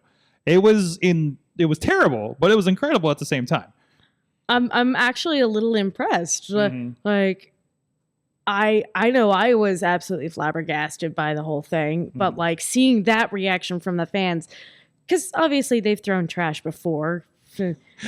Sometimes in positivity. Sometimes. But yeah, just seeing it happen in real time, just as a reaction, was wild. Mm-hmm. I'm a little impressed. No pun intended. Ah. Sorry. That's okay. That was a good pun. Do you have anything big planned other than obviously not being missing anymore when you come back? Well, yeah, I have a whole list of people that like I need to have conversations with, let's say. Oh God, more promo Do you time. want to do commentary more? I do. I kind of enjoy doing commentary. I'd like to do it more places and work with other folks that are a little bit more experienced at it. Sweet. It's kind of something I want to do after I'm done in the ring. Sure. Yeah. I mean, I think it's God, what was it? I made a fun post with somebody about diversifying because they were doing something else weird. I was on the story last week, but really, like I don't know how many people like kind of help with booking and I know we have some of the old timers. I don't want to call them old timers. I feel disrespectful saying that. But the vets. That's the word I'm looking for. Thank you. Old timers. Don't let Jesus Paul Atlas hear this Christ. clip, because that's what I'm thinking about. But no, like backstage, like kind of doing that kind of agent kind of process. I mean, it is kind of good to like kind of have another reason to be booked, right? At that, or even like almost, I want to say double duty, but it adds more value to being booked on a show at that point, right? Sure, absolutely. Or more opportunity, hopefully. So, Mikey, you probably. I don't know if you saw this, but you might have heard about it. There was a post that went on Facebook a couple of days ago. You mean the site for 15 old people? Yeah, no. Yeah, for like me and Paul Atlas. Yes. Yeah, exactly. Pretty much. For the old timers, yes. Yeah. But a couple of TNA executives were saying, "Hey, if you guys like want an opportunity to work ring crew." Oh, the Bound for Glory post? I saw that, yeah. Okay. And I sent them an email, and I, of course, attached my resume. But I also attached my Shoot Life resume and included in the email. I also have a lot of experience in the theater working as a stagehand. So from the jump, I'm just telling them I'm the person you want to give this opportunity to because I'm actually going to like be useful. At least that's my hope. And whoever they choose. Seeing some of the posts, you don't know how many of them were like, can I wrestle for you? And that's like that is like, I'm a wrestler, you should hire me, and then you get nothing else. And I'm sure even TNA would get that from some people that just, don't know how to kind of put themselves out there. Right. So no, I think that's good, and then, I mean, look how many have kind of slid in that role. Drama King, I can't remember his name, Matthew Rangwall. I've worked with him several times, and I don't want to say his name to his face because I know I get it wrong every time. His NXT name was Aiden English. Aiden English, thank you. Yes. Oh, okay. Yeah. I can do with that. But yeah, like, I mean, look at him, like moving into a position like that, Veda's doing some amazing stuff and is everywhere. Right. Oh yeah, absolutely. And so I'm surprised when I see her actually wrestle at this point, Oh yeah. Cause she's doing commentary everywhere. Yeah. Everybody wants her to do She's commentary. always at the New Japan shows, she's been doing Enjoy obviously. And just like, she does a great job at Enjoy. Yeah. It's great stuff. I got to work with her, at Warrior several times and then New Japan. And it's great to see her growing and getting in front of more people and everything. I think I've worked with Veda every time that she's been at Enjoy because I wrestled with her. Oh, I guess not. No, I guess there must have been one time that I didn't. But like pretty much every time that she's worked at Enjoy, she's either been in my match or my commentator, which is really cool. So you've been on both sides of it. That's great. Yeah. That's fun. Well, I know Gia Miller, who's now the official backstage interview for TNA. I remember chatting with her back when she was like freshly a member of TNA. And that started up because she became friends with Madison Rayne. And Madison Rayne was like, you know what? You've got a good face. You're a good talker. Let's try you out on this. And it took off. Absolutely. It's been interesting to see. Like I know some of the girls, it's they've been kind of sliding these. And what's her face? Quinn McKay was that her name? Yes. Is now she's the NXT backstage. She was doing Ring of Honor before too, and she was a great wrestler too. So like she was no slouch in that. But like it's also like I was listening to Adam Pearce talk about his position and talking how like. He's there. He's a former NWO champ, and now Nick Aldis is there as the other commissioner. So it's just like, so we're setting up for a match here, right? Like this is happening. Like Triple H is just collecting all the old NWA champs at this point, and putting them backstage. Wouldn't that be great? Well, I know, that right? would be really if cool. they just get real ticked off. Dude, that's a Mania match for sure. And there's been a few like at the pay-per-views when they do the face-to-face thing every once in a while, and they're kind of joshing. Like you're just like, they're gonna do something, right? They're joshing, but they want to do. You can tell they want to do something. Yeah. Oh, yeah. He's just like, well, if it's presented to me, I'm up for it, kind of thing. When in this interview I saw this week, right? That's what you say when you want to do something real bad, but you don't want to say it out loud. Yeah, I don't want to say it out loud. It's like, I'm open to the proposal. He was like, I think I heard Nigel say the same thing on an interview this week. I could just when I see those two in a match, I just imagine them just beating the dog shit. Oh, absolutely. just going out. I imagine that neither one of them comes out with full gear on.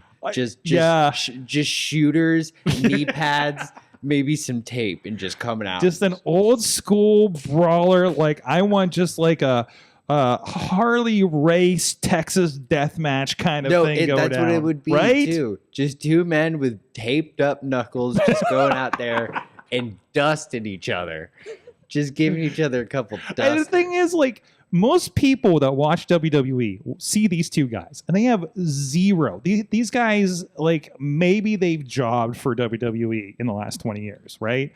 Don't know the history of the NWA Championship, history with Ring of Honor, history with TNA, because both of them have, some level of thing. Right. I remember seeing clips of Adam Pearce's, like, feud with Colt Cabana over the NWA Championship across the Indies. I feel like a lot of people don't remember that Nick Aldis was like the NWA Championship when All In was the biggest independent professional wrestling pay-per-view of all time. Yes. When he was in the first All In, he lost to Cody Rhodes for the NWA World Heavyweight Championship. Mm-hmm. Hell, that could be something. He gets in Cody's face, and they relive those days, right? Mm-hmm. I mean, there's so many possibilities, and it's all. I know it has to be in the right spot, and when it's going to matter the most, and everything like that. But your regular WWE person that doesn't know that. And then these guys get into it and maybe do like you said, and it just blows their mind. Or it's just a draft that goes. Because when do they do the draft? Is it after Mania? Or it's whenever they want at this point. I think. Because think about it, you do the draft mid-year, and they just F each other over. Yes, right? yes. They completely F each other over in the draft. And then you do something where they'll probably do it going into the Netflix deal or something, right? Something like that. And then you have all this be like the heel. Mm-hmm. You have be the real heel. Mm-hmm. And he does something dirty behind Pierce's back. Maybe he tries to like steal a talent Mm-hmm. or something. And maybe he tries to go to Triple H. He's like, he's going out of line. He's going behind my back. And maybe it's like, all this is like already in the room with Triple H, like, oh, what's going on? Blah, blah, blah. It's like, you're trying to go behind my back, you son of a bitch. Blah, blah, blah, blah. And all of a sudden, it's just like Nick Aldis feels like nothing's going on. And then just one day out of nowhere on a SmackDown, he just comes in and just, boom! That's what you get. That's what you get. Gets suspended for 3 weeks. No, I'm going to come in and shake your hand. I'm going to shake your hand. Spits on him. Just brawling. No, we're gonna save it for Mania. I can't remember the last time people have been invested in the authority figures like this, because like I'm seeing like there was it's the slot. You give him the time, or it's like the loser gets the Monday night. The winner gets the Monday night slot in 3 hours, or the winner gets the 3 hours. Right, and that's how USA moves SmackDown to 3 hours. I was watching the promo for the debut because it's like September, like the 6th, 7th, or 5th, or whatever, that they're coming to USA. And I was like, oh my God, when are they going to announce that SmackDown's going to be 3 hours? I feel like they're going to do it because USA is the reason they've been going 3 hours, right? On Mondays. Why wouldn't they do it on Fridays, right? They would for sure, because what are they running after SmackDown on Fridays? Like, fucking burn notice. I don't even know what's on USA. It's some terrible. I know after Raw is always it's a some rerun of Suits. It's always a rerun of some terrible cop show that your mom likes watching. There's like ones I don't know. It's not even Law and Order anymore before it. And it's just like I just know whenever I turn on the DVR and it's going into Raw, I was like, and that's how I dealt with my rape. I was like, what the fuck is happening here? I'm just here for wrestling. Yup. I know. Why is that always the lead into then? The worst thing was when I remember forever. NCIS. I just remember one of the main characters got straight shot in the head and they showed it. And we can't say shit on Raw.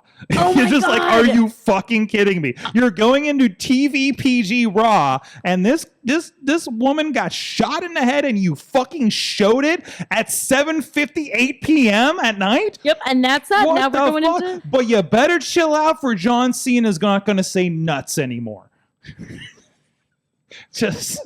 I mean, what are we fucking doing here? I don't know. Listen, I don't get it. Someday we will have a discussion about guess what comes on after? guess Oh, what no. comes on after Raw? Oh no! It's What? another 4 hours of Law and Order Special Victims Unit. Well, hold on 1 second, because the show just froze. Oh no! The stream just froze. Patreon, you still got a show right now, and there it goes. Oh my God, we got a blue screen of death. We got a blue screen death on the Wrestling Mayhem Show. Oh no, we're going to get it going. We broke the show. Oh no. We're not invited back. We're not. We haven't. This has not happened for like years live on the show like this. Did I break it because I went too close to the microphone? I really hope I didn't. It's because we were eating pizza earlier. Yeah, that was it. The grease got into the computer. That's it's for my hand. Oh. Because, fun fact, I broke the second metacarpal, which directly... Metatarsal or metacarpal? Metacarpal, which directly affects your index finger. Ooh. So that's where most of the rehab has been subjected. So, hi, Patreon. I hope you're watching on Patreon. And that sucks. And... I'm sorry, Sorg. Oh, it's okay. We're going to come back. We'll probably come back, do what we learned, and then go from there. Yeah, then take it home. I just realized we forgot to talk about the mixed tag thing. The mix. Oh, that's for Patreon now. You can bring it up in what we learned. We can look at here. Let's look at. Let me see what the ratings were for the mixed match challenge. Oh, that's right. That's right. The fucking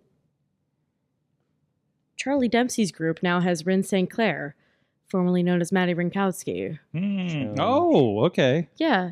Yeah. I never met her. I never saw a lot. I almost never saw her advertised for matches, but she got signed and she's okay in the ring. She was on Dark a lot. Huh. So, I mean, Ring of Honor is basically Dark, but with more purpose.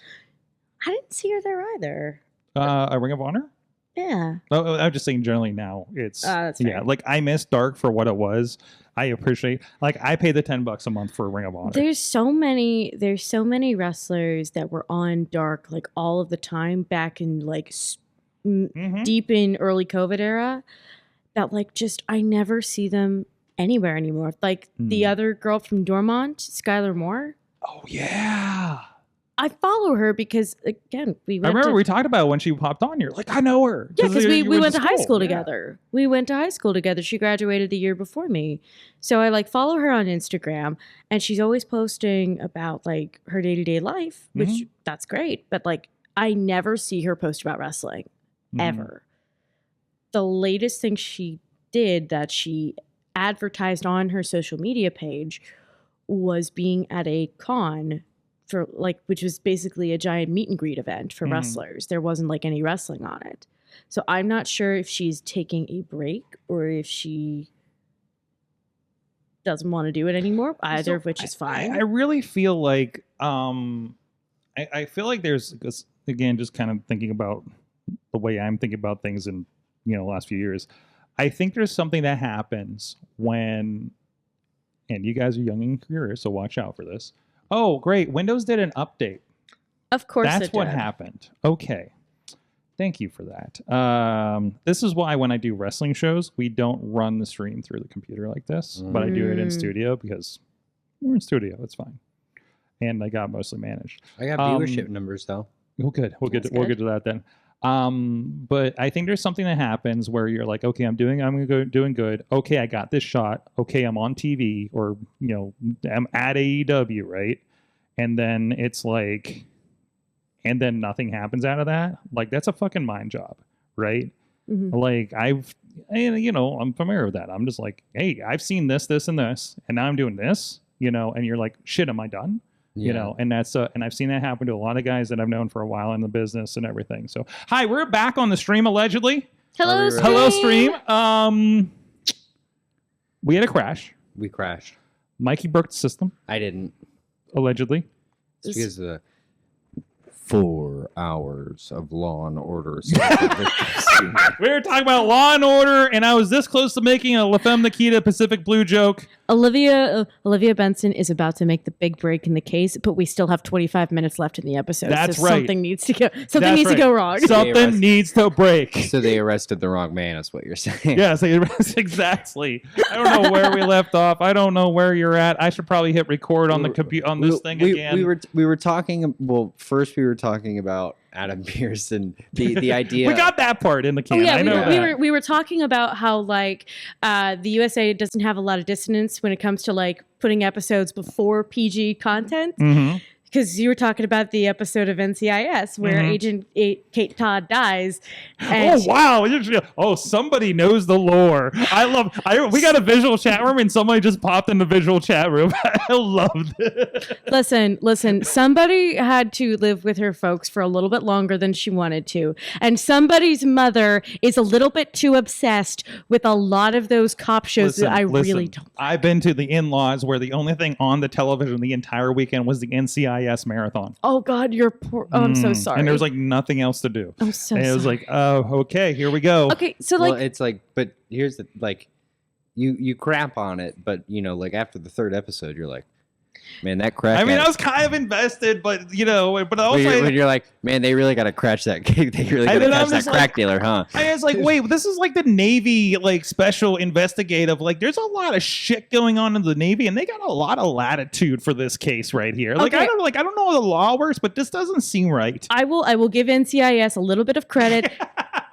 First off, their first couple of seasons were actually pretty decent and engaging content. It jumped the shark about 6 times so far, and I think it's time. Have you ever watched something about a investigative government entity with somebody from said government entity before? Oh, no. Okay, let me put it this way. Okay, as a wrestler, have you watched a movie representing wrestling and just yelled at the television on the screen? Okay, now imagine you're a CIA agent, FBI, Army veteran, and then you watch something and you're just like, that's not how it fucking works! Wait. Imagine you're a secret government agent watching that kind of content with your family, and your family doesn't know. That could be wild too. Yeah, that'd be so funny. And you're just like, wow, that's totally how it works. It's just like, oh, they did such good research on this. They never figure that out, And internally, they're just like, ah. But yeah, so the first couple of seasons are pretty good. Mm-hmm. And the other thing that I will give NCIS credit for, they made the Navy seem cool. Wait, is the Navy not cool? No, I have a friend in the Navy. When has the Navy ever been cool? The Navy is the one. Everybody rags. Our friend hanging out in the Zoom call that's in timeout is holding up. Are those the NCIS box sets right there? Are you seeing this over here? Yes, it is. Yeah, hold up your name. I see. Was that 5 NCS box sets? I mean, I can't. Listen, that's fine. I think you just get a medal from the Navy if you watch that one, John Cena. You get accommodation. You get a pension. I had to watch that one. I mean, you get a place up at the port. I said, well, here's the thing. My dad's dad was in the Navy, so I'm not gonna actually crap on it. But what I will say is the reason I say that is because on TikTok, anytime anything militaristic pops up, there's always a dunk thrown at the Navy. Yeah, always a dunk at the Navy. Marines usually also get a dunk too, but if it's just one branch of the military getting dunked on, it's the Navy. Oh no, we have a military member in the chat room, by the way. That's good. We got him engaging. Yeah. Well, Tina always reminds us if we talk military and corrects us. So we'll see. I don't know if I'm in the right chat room. I don't know. Look, there's about 20 plus years of lore of NCIS. Ouch, y'all. Oh gosh. Okay. Yeah. We were also moving on to wrestling. Before we offend more armed forces veterans, thank you for your service, no matter where you were at. By the way, like seriously though. So where were we at with things? You know what? I'm going to do an ad before we break the computer again. By the way, it seemed to be a Windows update. We had a blue screen of death. If you guys are just joining us back on the stream as we I got a lot of work to do to fix these shows now, so this is going to be a lot of fun tonight. But anyways, thank you to, and that's okay if I'm staying up because I will be well fed because of our friends at Slice on Broadway, New York City style. Yins are made. You heard the ASMR crunching earlier this evening. Right here, the original, right up the tracks here in Beachview. And of course, if you're going, I just saw the post Taco Mania is returning September 1st with our friends at Enjoy Wrestling, and there's a Slice on Broadway right there if you're not in the taco mood. East End, North Hills, up in Wexford. I think it's right down the street maybe from our friends at Punch King that Victor Benjamin was on a few weeks ago talking about. I don't know that's going to help with your workout, but there's that. I know Tuesdays are really bad for my weight plan, but anyways, it's worthwhile. It's good stuff, and thank you so much to those guys for supporting podcast. Thank you for supporting Pittsburgh podcasting with the perfect pepperoni pizza. It's been a while. It's been a long night. Let's find out what you learned from wrestling this week. We do have in our chat room. Oh no, I hope I still have it. Is this the same one? I think I lost the original chat room, so please repost what you learned. I knew somebody put one in there earlier. So, do you guys have what did you guys learn lately in wrestling? I learned something. Mm-hmm. I learned that almost every faction in WWE has a women's wrestler in it. That's what I was gonna do. Mm-hmm. Oh, is that? I'm sorry. Well, I'll backpedal off of yours, but go ahead and finish that. And I think that there would be some interest in doing another Mixed Match Challenge. Mm-hmm. So I was interested in looking at the viewership totals for the Mixed Match Challenge, and it's exactly what I would expect. It's, you get massive amount of viewership on the first two episodes, and it drastically falls off. And then everybody wants like any show. And then everybody wants to see who wins at the end, so the viewership goes up at the end. Mm-hmm. So, yeah, sure, do it. I also learned about every faction in the WWE having a lady added to it, and I feel like there is an upcoming storyline with the return of Zelina Vega building, because I saw her and Liv Morgan have a bit of an online spat this morning. That could also just be nothing. Mm-hmm. But what I also learned is that NXT, for as good of wrestling as it puts on, has pacing issues with their storylines, especially with the women's division. The potential is there. The talent is certainly there, but some sort of schedule needs to be structured around these stories. Yeah, not everything can end with they turn fight. Yeah, the cat fight thing we're talking about. I can't remember if that was on show before, but it was on the show. It was on. Yeah, it all meshes together. Plus, we were like off air for a while. I don't know. Patreon. Hey, Patreon did not get off air, by the way. So, and again, not watching the most recent weeks of this. I'm pretty much on PLE watching with NXT now. I felt like so many of the women, and of course, there's the two that were going for the Women's North American Championship, for example, were tremendous. I cannot remember Kalani and Sol Ruka, yes, are fantastic. But I felt like for so long, like it had that the ladies all blended together. You're just like this, like everybody kind of was the same. Everybody's going for the same look. It felt. Obviously, everybody's entrances for sure felt the same. The what? Yes. All the women's entrances. All the entrances for sure felt the same. Yeah, it was all like it felt like it. Everybody's obviously showing more talent than this, and I don't mean to demean it in this comment, but it felt like the divas, like when it was all just like blonde, model girls. It felt like we were going back towards that. It was like everybody was showing more ass and tits and performing, but still it was like that seemed to be the goal at that point, right?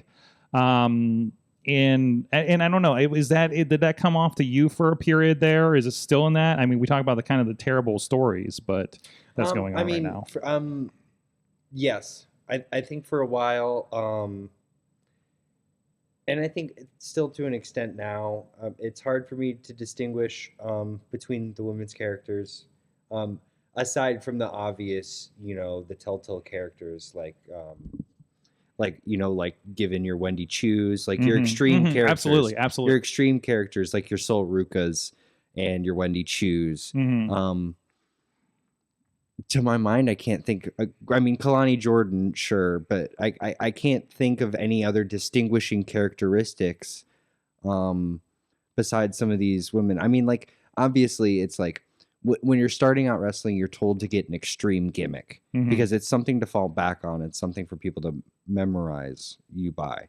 And I feel like a good portion of these women aren't getting that advice where it's like, hey, pick something extreme and just go for it. Yeah, it's like they're being told to blend in or something. Where, yeah, it seems like because a lot of these girls like didn't start out in professional wrestling. Like they could get drafted from like doing gymnastics or track or something like that. There's talent that athletes that just won gold medals that are part of the NIL program that they were mentioning last night. And I Simone Biles for NXT Wouldn't Women's that be Champion. great? I would cry. That'd be tremendous. But the thing is like I don't think they have a plan for them other than that. Where it's just like, here's this gymnast, now they're a professional wrestler. Where I think that was the problem with I can't remember the main roster girl's name. She's in the tag team. They won the tag team championships really fast. Oh, I know exactly who you're talking about. But she came from American Ninja Warrior. Oh, yeah. Oh, I actually watched the clip with Steve Amell, and she was the helper. Like, she was like the guide or whatever while he was doing it for like Celebrity Ninja Warrior. And I was like, I know who she is. Catazero or something like that. That's her shoot name. Yeah. But yeah, I think they were so concerned. Katana Chance. No? Yeah. Something like that. Yeah. No, I think Katana Chance is the other one. Okay. Yeah. But her partner, we got you. Her partner. Yeah. But I think they were so concerned about making sure that they had cohesive tag moves and that she didn't look like a slouch in the ring that they didn't give her anything. Like, I don't think they taught her stage presence or anything there's like that. Still promo class and things like that. Sure, but she's on the main roster. Is she doing promo class? Because she's in St. Louis today and then she's got to travel to That's true. wherever. Yeah, like you're past that. You better have it by now. You're learning on the job. Yeah. Right. So she never got that training where it's like it's kind of like she has to just do this gimmick until it inevitably is done. And then she's going to have to figure out something. Because it doesn't seem like they had a plan for her for a gimmick or anything like that. We got some what we learned from the chat room. Mad One says, I learned that Rhea is finally getting her comeuppance for gaslighting Dom for months before he kicked Edge in the dick. Dude, seriously though.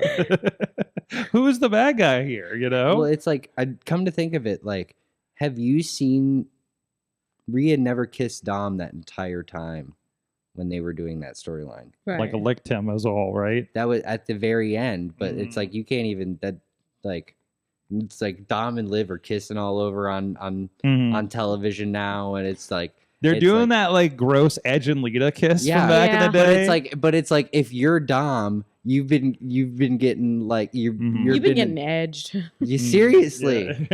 I didn't want to say it. I don't care. I'll say it. I didn't want to say it.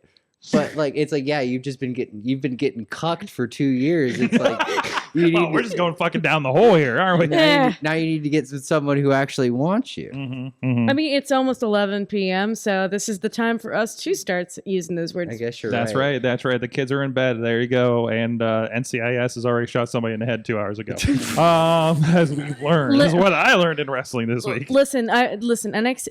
NCIS will start an episode with snake death and then back-to-back murders within the span of like a 2-minute cold open. And then it'll be like, then, now, forever, together. For the kids. Yeah.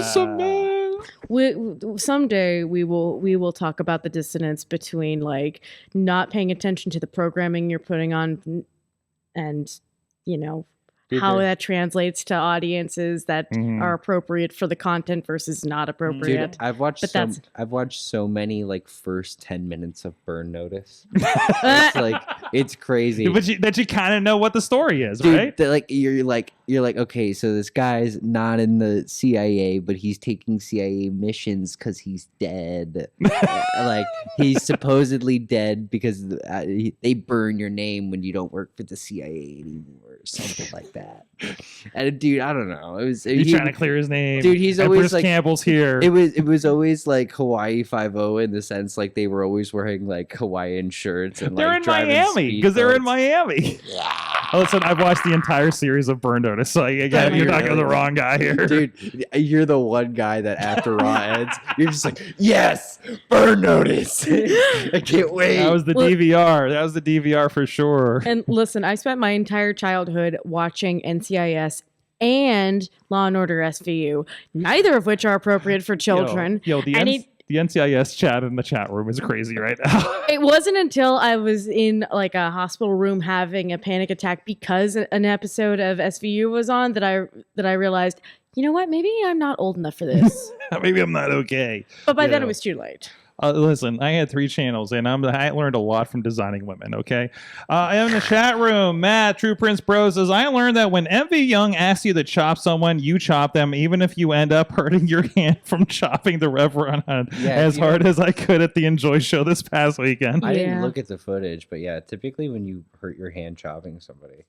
There's a lot. I mean, nobody knows. Like, I'm always worried when that happens and they go to the fans with that. Somebody's just going to straight punch the guy in the face. Like, if it's like Lawless or somebody like that. That's why you can't I'm so worried about that. You can't do it around kids, too, because as soon as you have your hands behind your back, they're going straight for your dick, man. Some of them not even on purpose. They just can't reach higher. Dude, some of these 8-10-year-old kids, man, you get them a free look at your cock and they're going they're like, you are not giving me playmates when you get older. Not a chance.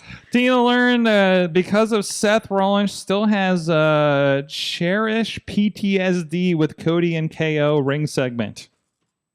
They were setting up them with Cody was trying to give KO the title shot in Berlin, and Kevin said, "No, no, I don't deserve it. No." And then they said that they were going to give it to Roman, and he was like, "Whoa. Actually, you know what? Hey now." Actually, that's a good rundown of what happened. It's like, actually, you know what? This actually sounds pretty good. Listen, we should just have Mikey do give me the general summary of SmackDown.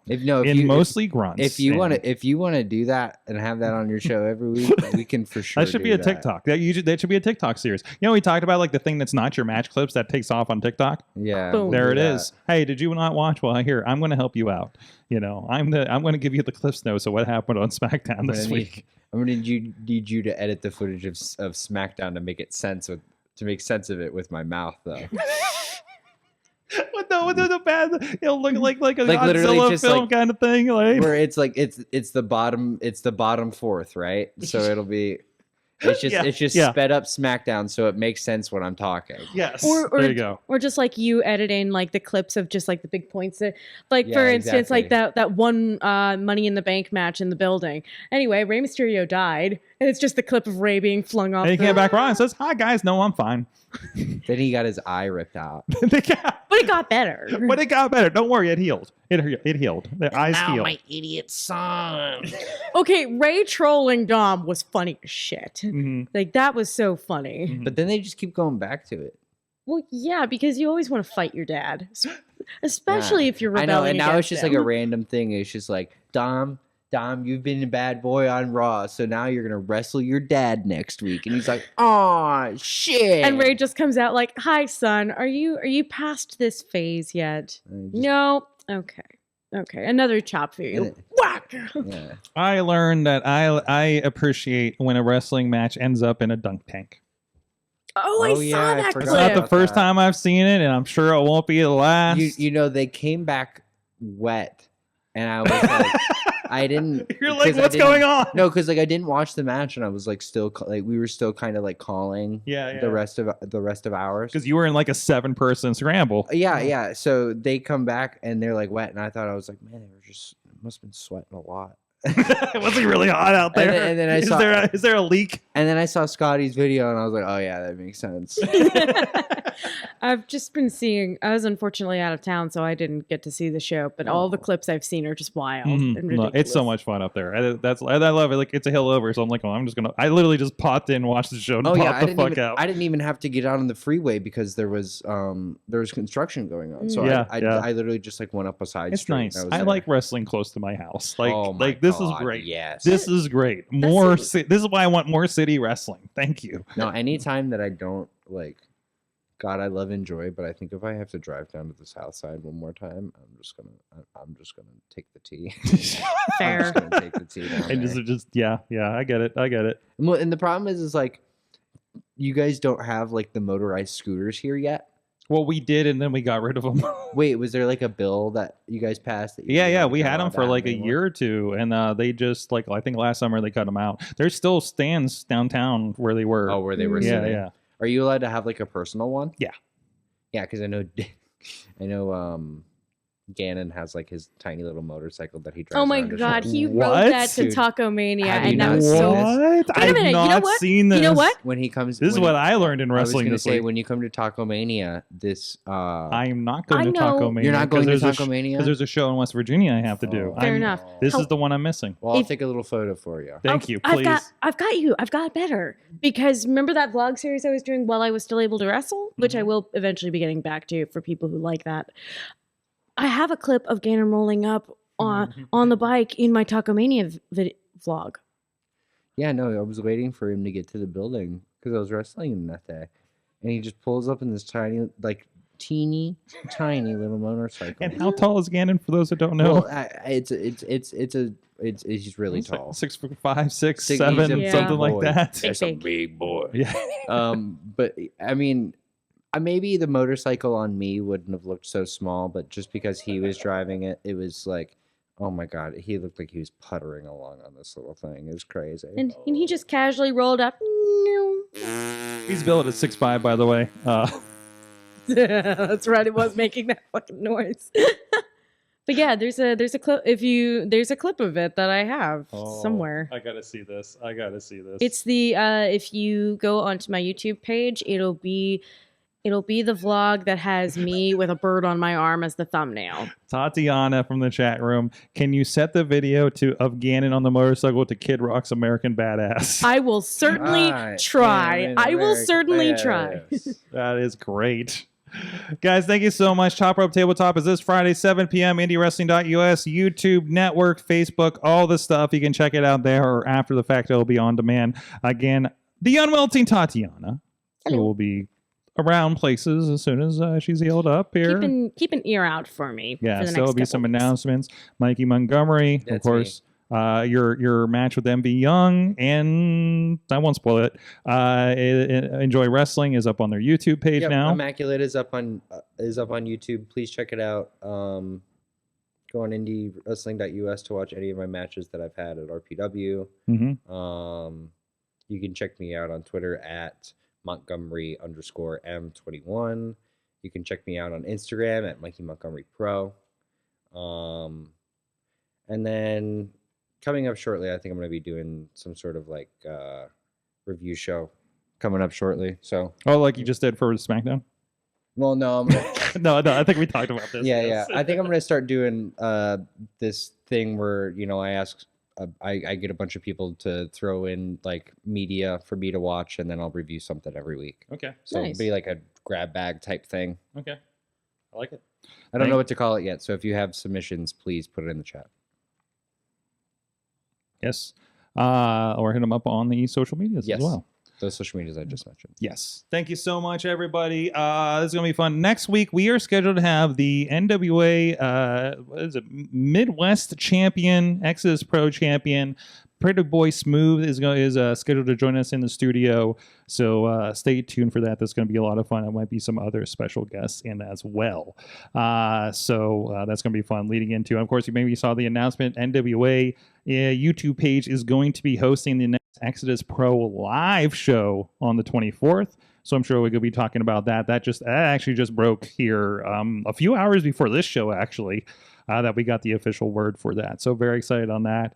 Yeah, it's going to be a fun project here coming up. So thank you so much, everybody. Thank you so much to our guests. Thank you so much, Mayhemers. We'll see you guys next time. Patreon, stay tuned for more conversation. Mayhem out.